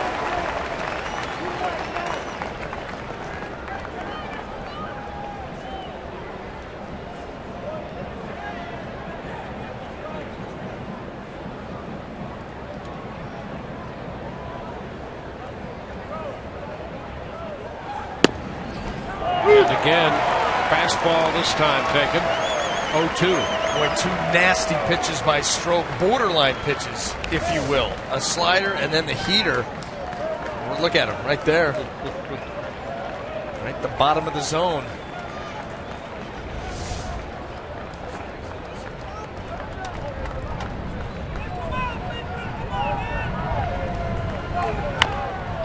Tapper foul.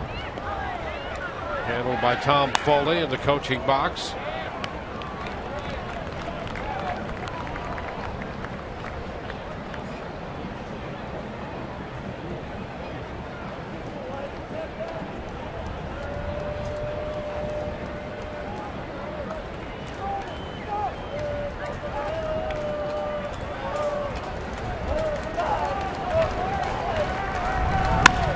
Ball headed to short.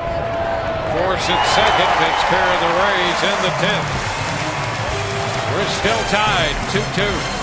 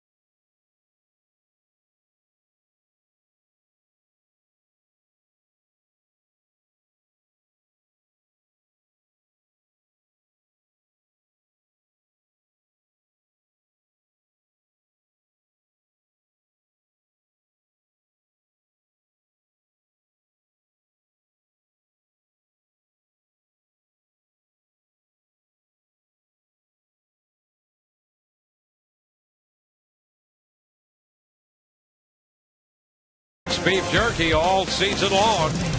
Jack Link's Beef Jerky. Feed your wild side.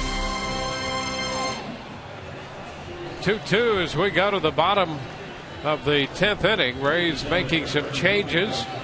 Brad Boxberger becomes the 6th Rays pitcher of this game. And the Rays make changes behind him as well. You see the 45th appearance for Boxberger.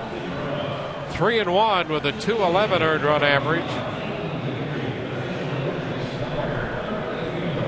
Escobar is going to leave the game. Sean Rodriguez vacates second. Cole Figueroa is the second baseman. Out in right field, Sean Rodriguez.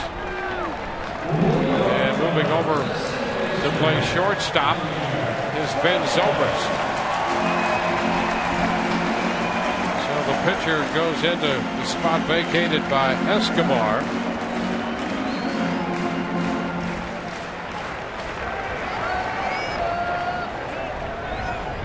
Baez to lead it off. First pitch is a strike.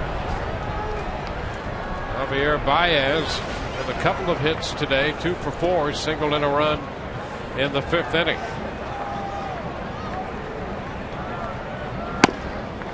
And strike 2, fastball, 0-2.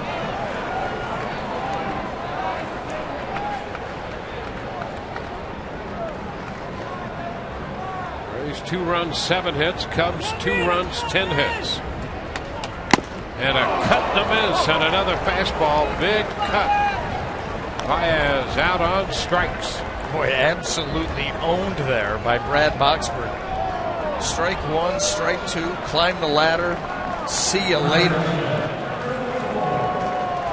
Now, he is a strikeout machine.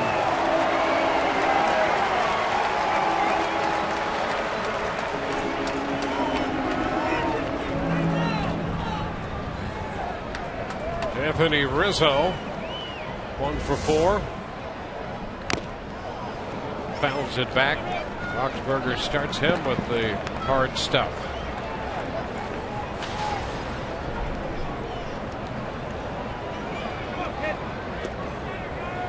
Rays pitching with a dozen strikeouts on the day.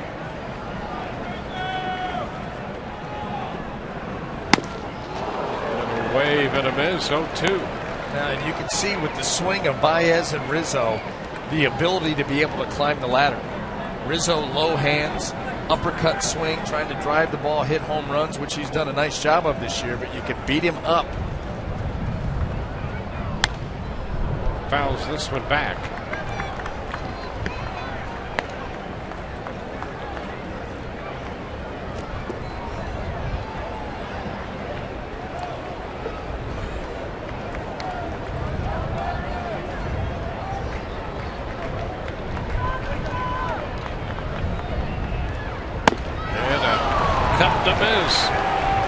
Fastball up and away at 95.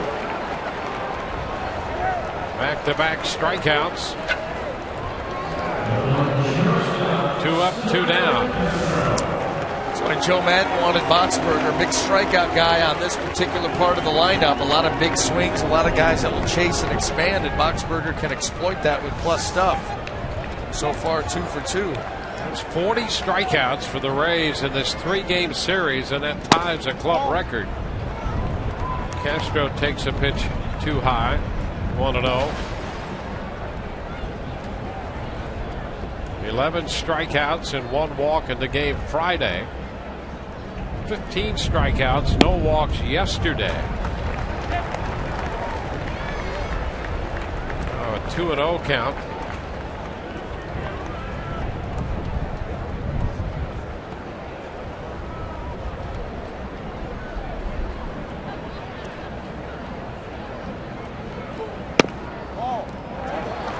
Ball 3 behind Castro, 3-0.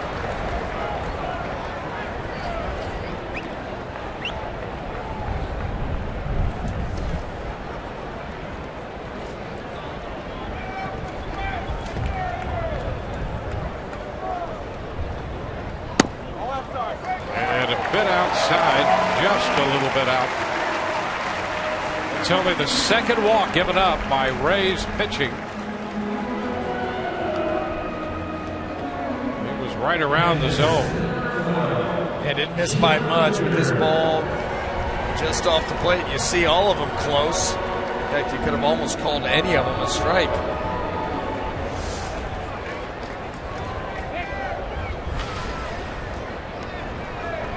Keep your eye on Castro over there at first. The lead is short.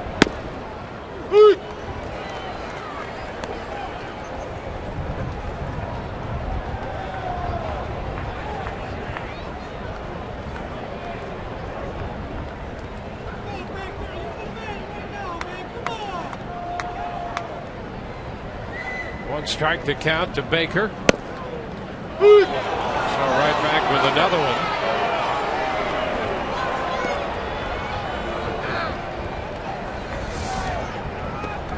Down at the bottom of the zone. See where it ends up. Good pitch.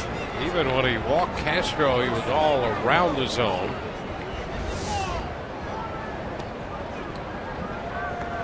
Over to first. And the Rays in Friday's game had 12 strikeouts in that game and 15 yesterday. Gone 24 innings between walks allowed. One walk in the 12 strikeout game Friday and nothing yesterday. With all those strikeouts. So impressive. So difficult to beat pitching like that. There goes, and the pitch is foul out of play. So 40 strikeouts in a 3-game series, most ever by the Rays staff. How about that? 40 strikeouts and 2 walks. Think about some of the strikeout numbers in these series. What about the 2-game series in St. Louis where they actually struck out more hitters than they made outs in the field? I mean, they've been doing it all season long.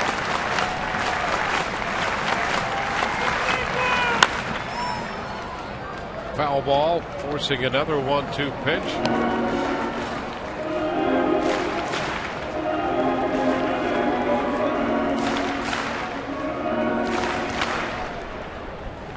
Game has been tied since the bottom of the 7th inning. We're in the bottom of the 10th.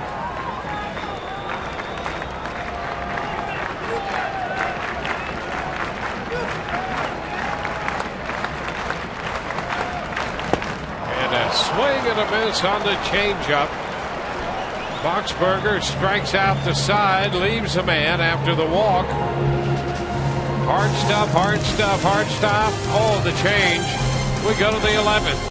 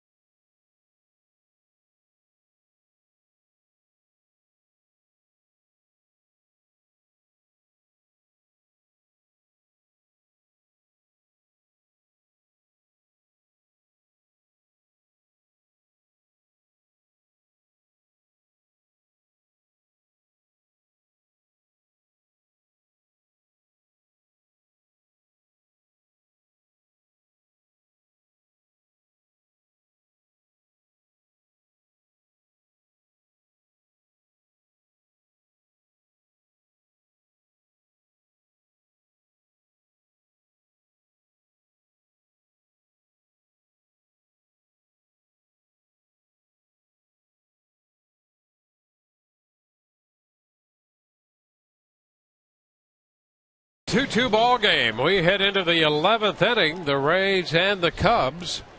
And another big strikeout day for Rays pitching. 12 in the first game, 15 yesterday, and 14 strikeouts in this one, including Boxberger with 3 strikeouts in the bottom of the 10th.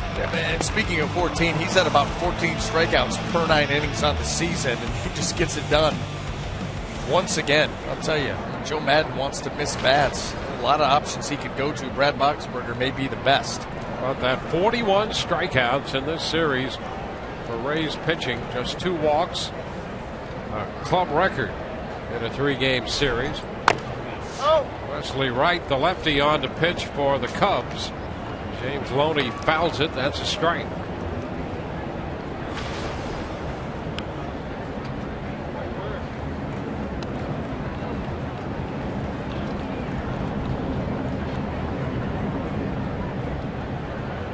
Loney had a base hit back in the 6th. Fouls it out of play the other way. Braves with 2 runs, 7 hits. The Cubs, 2 runs, 10 hits.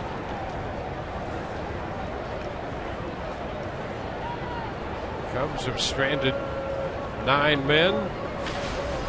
The Rays have stranded 9.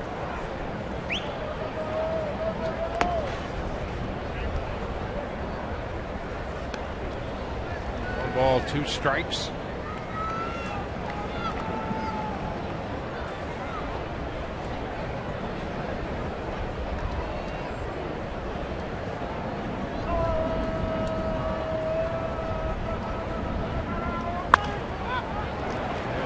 A popper into shallow right.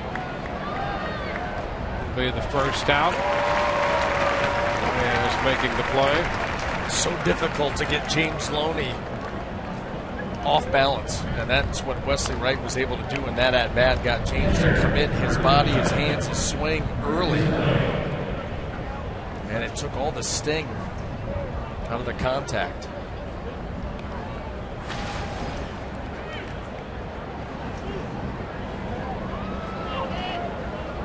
Kurt Casale with a double and a run scored in 4 at bats. Takes the breaking ball down and in. Right, 29 years old, the lefty out of Montgomery, Alabama. It's been thrown into the dirt. The count is 2-0.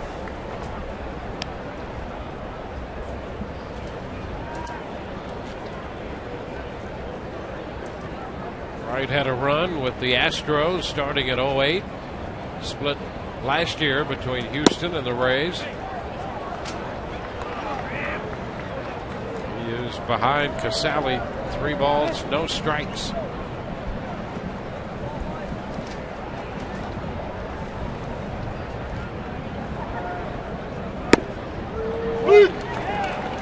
It's 3-1.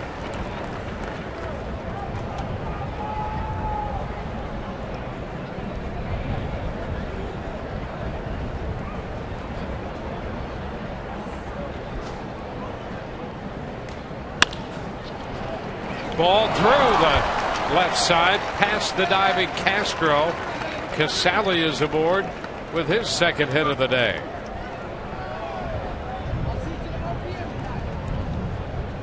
Well, even the shift can be imperfect from time to time. And Casale, 3-1, goes out. He plays right into the shift. He takes a ball that's down and away from him and tries to pull it. And he's still able to do it successfully.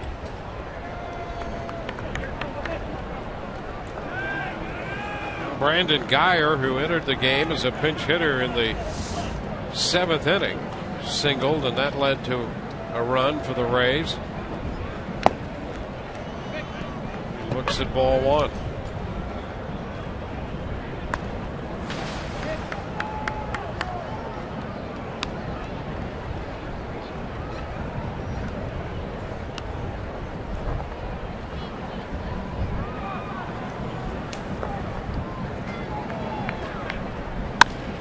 Ground ball headed to second. Baez to the shortstop. 1.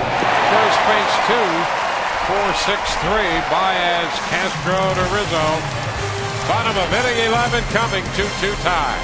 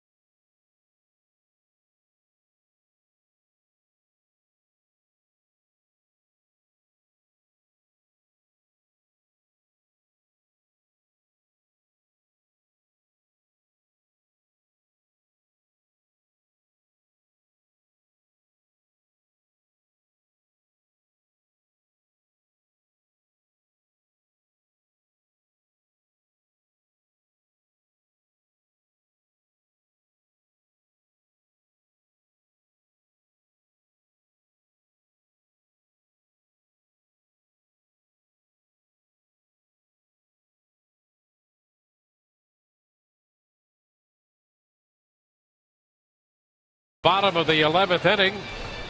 Rays fans, flex your fantasy skills with MLB's head-to-head challenge.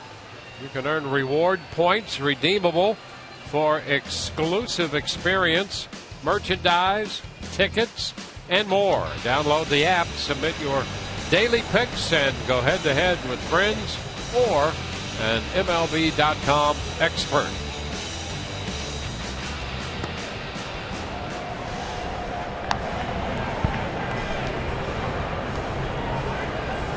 Bottom of the 11th inning from Wrigley Field coming up.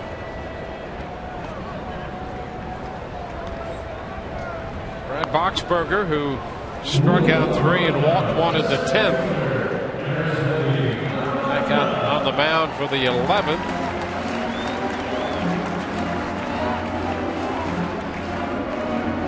Spindy Alcantara will lead off.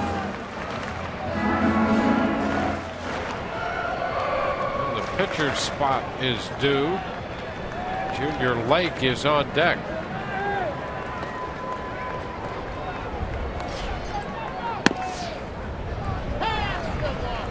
0-1 to Alcantara.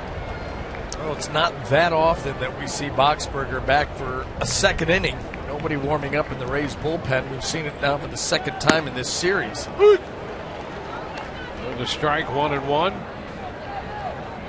These are the kind of workloads that you see put on a bullpen, and you hope that they can hold up down the stretch if it gets to be heavy. It's 1-2.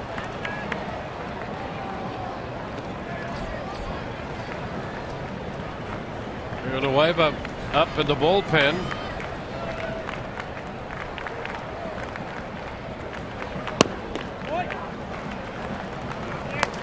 Count goes to 2-2 on Alcantara.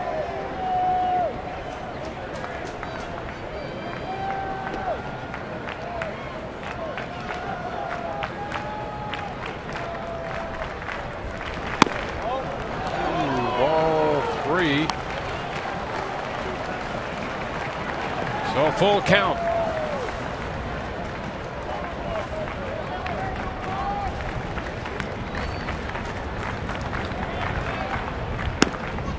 Strike 3 call.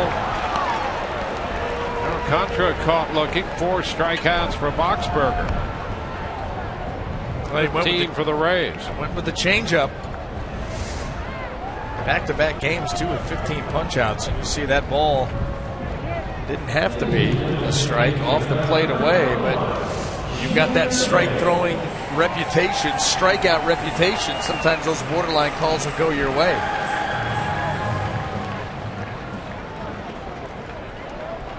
Junior Lake.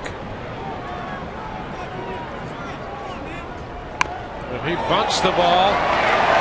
Bare-hand attempt by Longoria, but no play. Lake bunts his way aboard. A bunt single gives the Cubs a base runner. Now the base runner with speed, a base runner that's 7 out of 9 in stolen bases. They played the shift over on Junior Lake.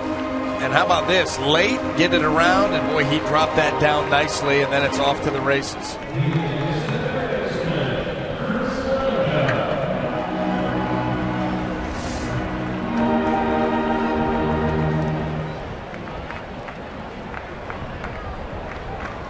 So the bunt single, 1 on, 1 out. Chris Valleca is the hitter.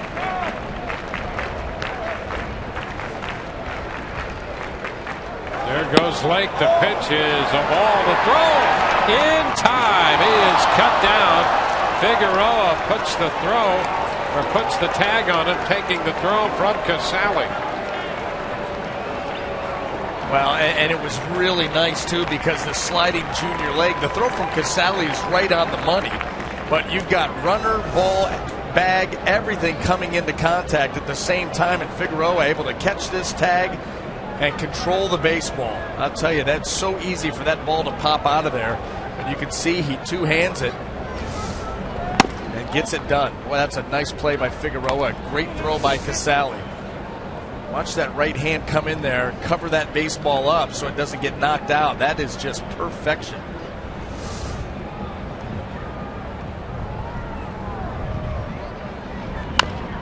Two-0 is bounce foul, 2-1.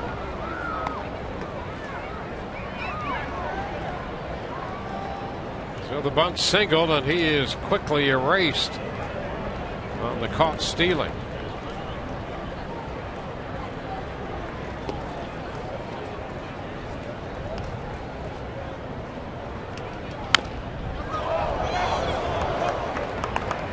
Two balls, 2 strikes.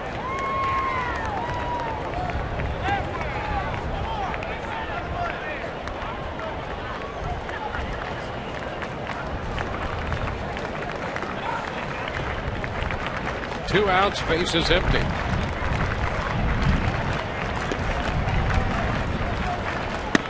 Strike 3 call.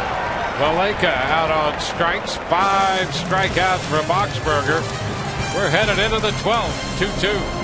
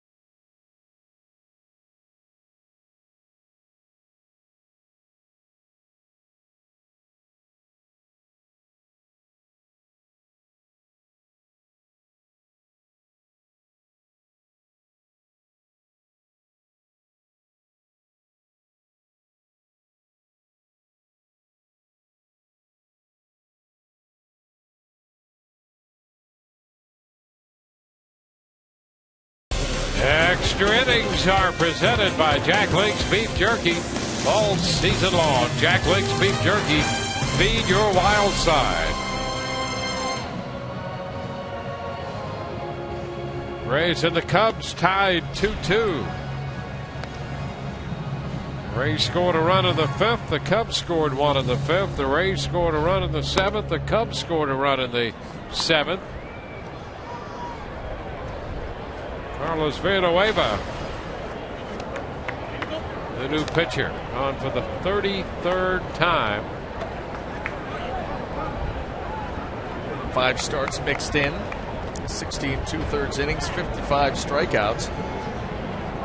Well, it's come down to a battle of bullpens. Can outlast the other. And the Rays have to feel good about their chances with the quality arms that they have, although a number of them have been used up already. You wonder, Boxberger more than likely done after 2 innings. Kiermaier going after the first pitch and pops up to shallow left. Caught by Castro. 1 away. Let's check in with Todd Callis. Todd? Dwayne, thanks. Jake McGee not warming up for Joe Madden in the bullpen. Joe said he wanted to avoid going to his left-hander today. He pitched the last 2 days and had thrown 42 pitches in those 2 days, and also was hitting the back of the calf on that comebacker yesterday. So Cesar Ramos is warming up instead, and more than likely the only thing Jake McGee will be used for is to protect the bullpen, unless there's an emergency, guys. Cole Figueroa hitting for the first time in this game out of the leadoff spot. So Jake McGee providing some guarding protection down there for the bullpen. What would you qualify as a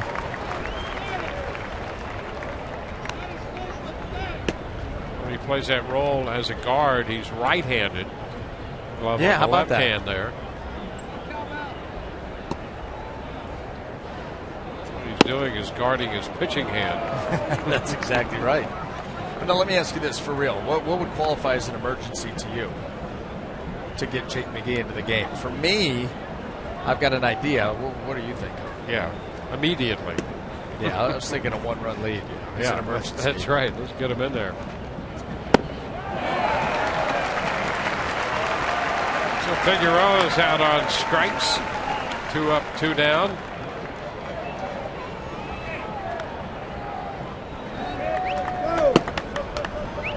Cesar Ramos busy in the bullpen.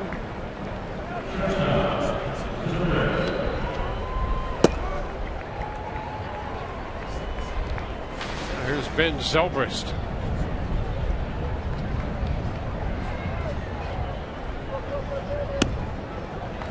Ben takes a strike. Zobrist has been on base 3 times today. He was on 3 times yesterday and 3 times the day before that. 4 times the day before that. Lets it into left. And he is out number 3 in the 12th inning. 3 up, 3 down. Bottom of the 12th coming. Still tied at 2.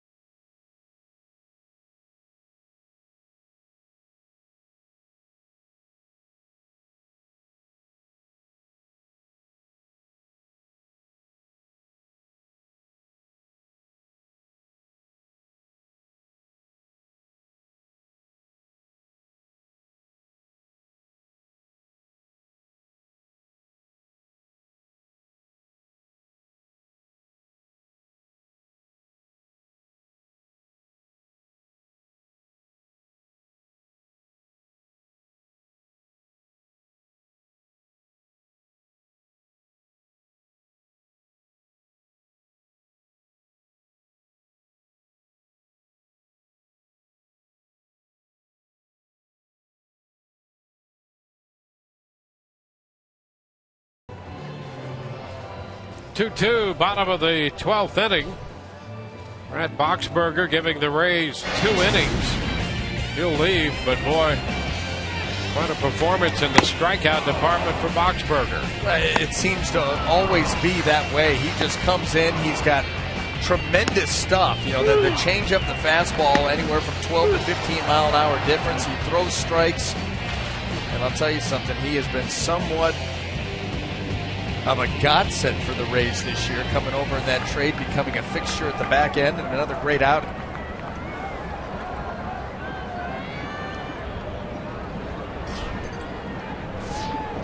Ryan Sweeney leads off against Cesar Ramos, the new pitcher for the Rays. Into center field, and it's going to drop. Drops in front of Kiermaier. Sweeney, who had doubled and scored back in the 7th, leads off the 12th with a base hit.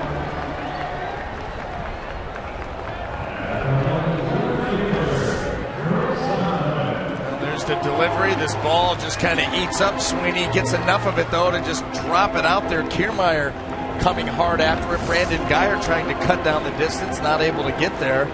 Leadoff man aboard. Now Caesar's got to go to work. Making his 34th appearance. There's Coughlin at the plate. Coughlin wants to bunt. Takes the pitch down. Now, and I would suspect that we just saw a little bit of a sneak preview that Joe Madden is going to get very aggressive with his defense here and look to cut down the lead runner. Saw Evan Longoria way in there. James Loney was on his way. Of course, Cesar Ramos will be crashing straight ahead. Well, it's a great shot at the defensive setup here. Coughlin bunts first base side, plays to first. Loney with Figueroa. And that moves Sweeney up to second base. Well, not as aggressive as we thought or would have hoped for. 2/3 of it, but nice job by Coughlin here to get out in front, punt that up the first base side, force James Loney to field it. He's not charging, coming in slightly, but no chance to get the lead runner there. Take your out. Now you got to retire the hitters. Coughlin's done a lot of things right for the Cubs in this series. He bunts Sweeney into scoring position. Now it's Javier Baez. Baez 2 for 5, including a run batted in.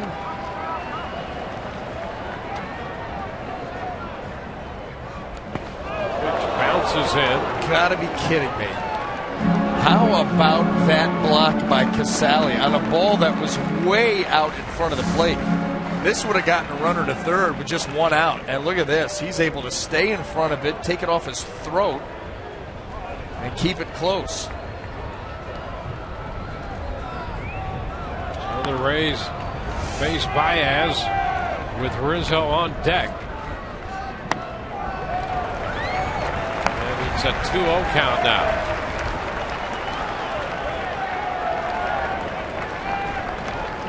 Top prospect Baez. Big bat in the minor leagues. Big bat on deck.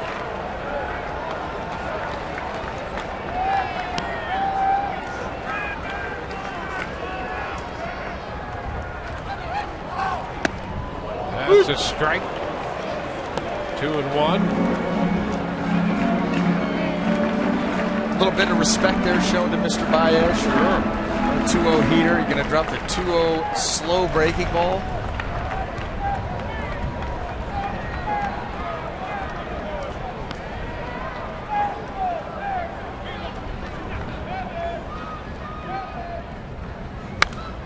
Big cut. A foul ball back.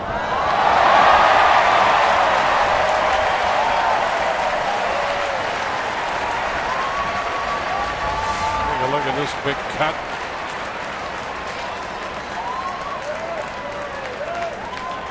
I mean, I don't know if you can get much bigger than that. You may be able to match it. I don't know if you can exceed it.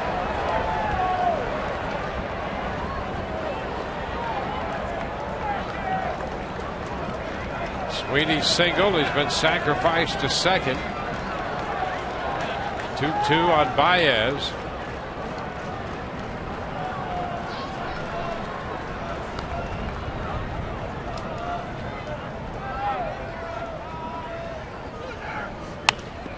It's popped up back toward the stands and out of play.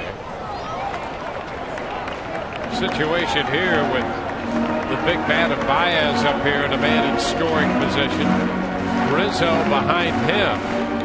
Big power and has hit better against lefties than righties this year.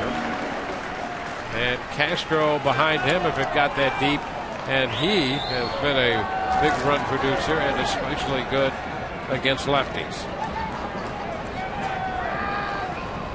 So you're saying it won't be easy? Not going to be easy.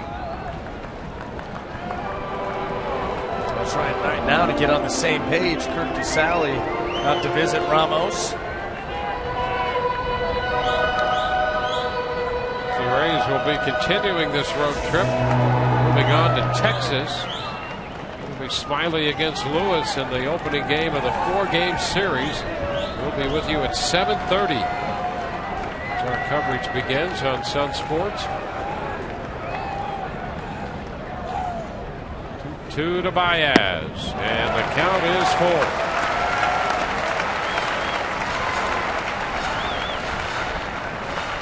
The Rays and the Cubs in the 12th. Tigers batting in the 15th, and Toronto tied 5-5. We're 2-2 here.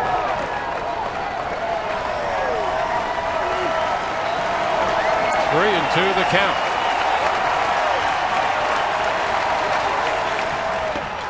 A swing and a miss, but the ball gets away. Over to third base goes Sweeney. Baez takes first on a strikeout and a wild pitch. Boy, how about that? After the brilliant block earlier, here's a breaking ball, the swing and a miss, strike 3, and Casale tries to backhand pick it. The glove doesn't come around. He doesn't smother it. He tries to backhand pick it. That is the risk that comes with that. If you don't catch it clean, it's going to bound away just like that. The ricochet off the glove, the elbow. And now Joe Maddon out there to explain his defense. He's got to get creative. First to third, 1 out. Well, that's the second strikeout wild pitch we've seen in this game. There was a confusing moment the other night with Kiermaier at the plate in the 8th when he reached on a strikeout and a wild pitch. Not as obvious and as demonstrable as that one. James Loney's wondering if he has the right glove. All the change of gloves as the Rays are going to go to a different style defense here. There's no doubt about it. Joe Maddon going out there with instructions. He has a specific plan in mind for this situation.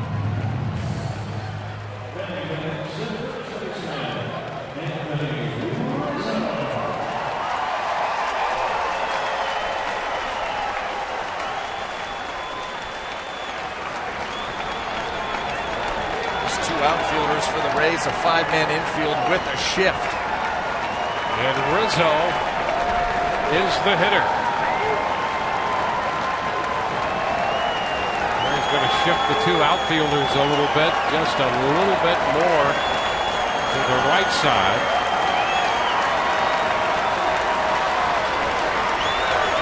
Well, Rodriguez in from right in the middle of the infield.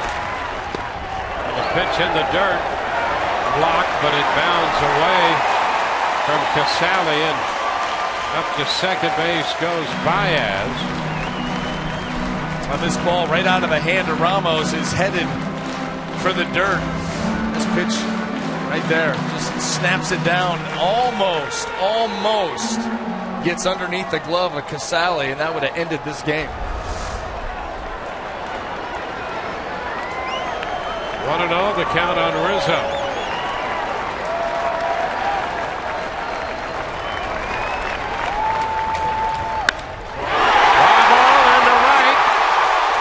Going to end it.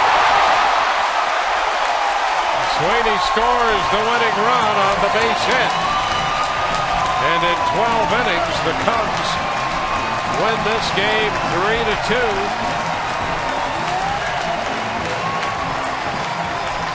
And they deny the Rays a sweep of the series. The Rays take 2 out of 3. And in 12, it's a 3-2 final in Chicago. For the Cubs, 3 runs, 13 hits. For the Rays, 2 runs, 8 hits. And here's the game winner. Slider down and away. We talked all series. Rizzo is right on top of the plate, and so he's able to go out there and dig it out. And once it left the bat, you knew the ball game was over, either by way of single or even if it's caught, a tag up, sacrifice fly, and that would be it.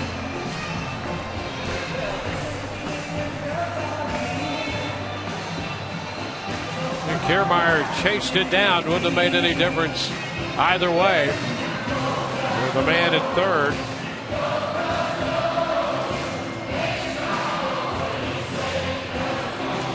Cubs celebrate the walk-off victory 3-2 in 12. Back in a moment.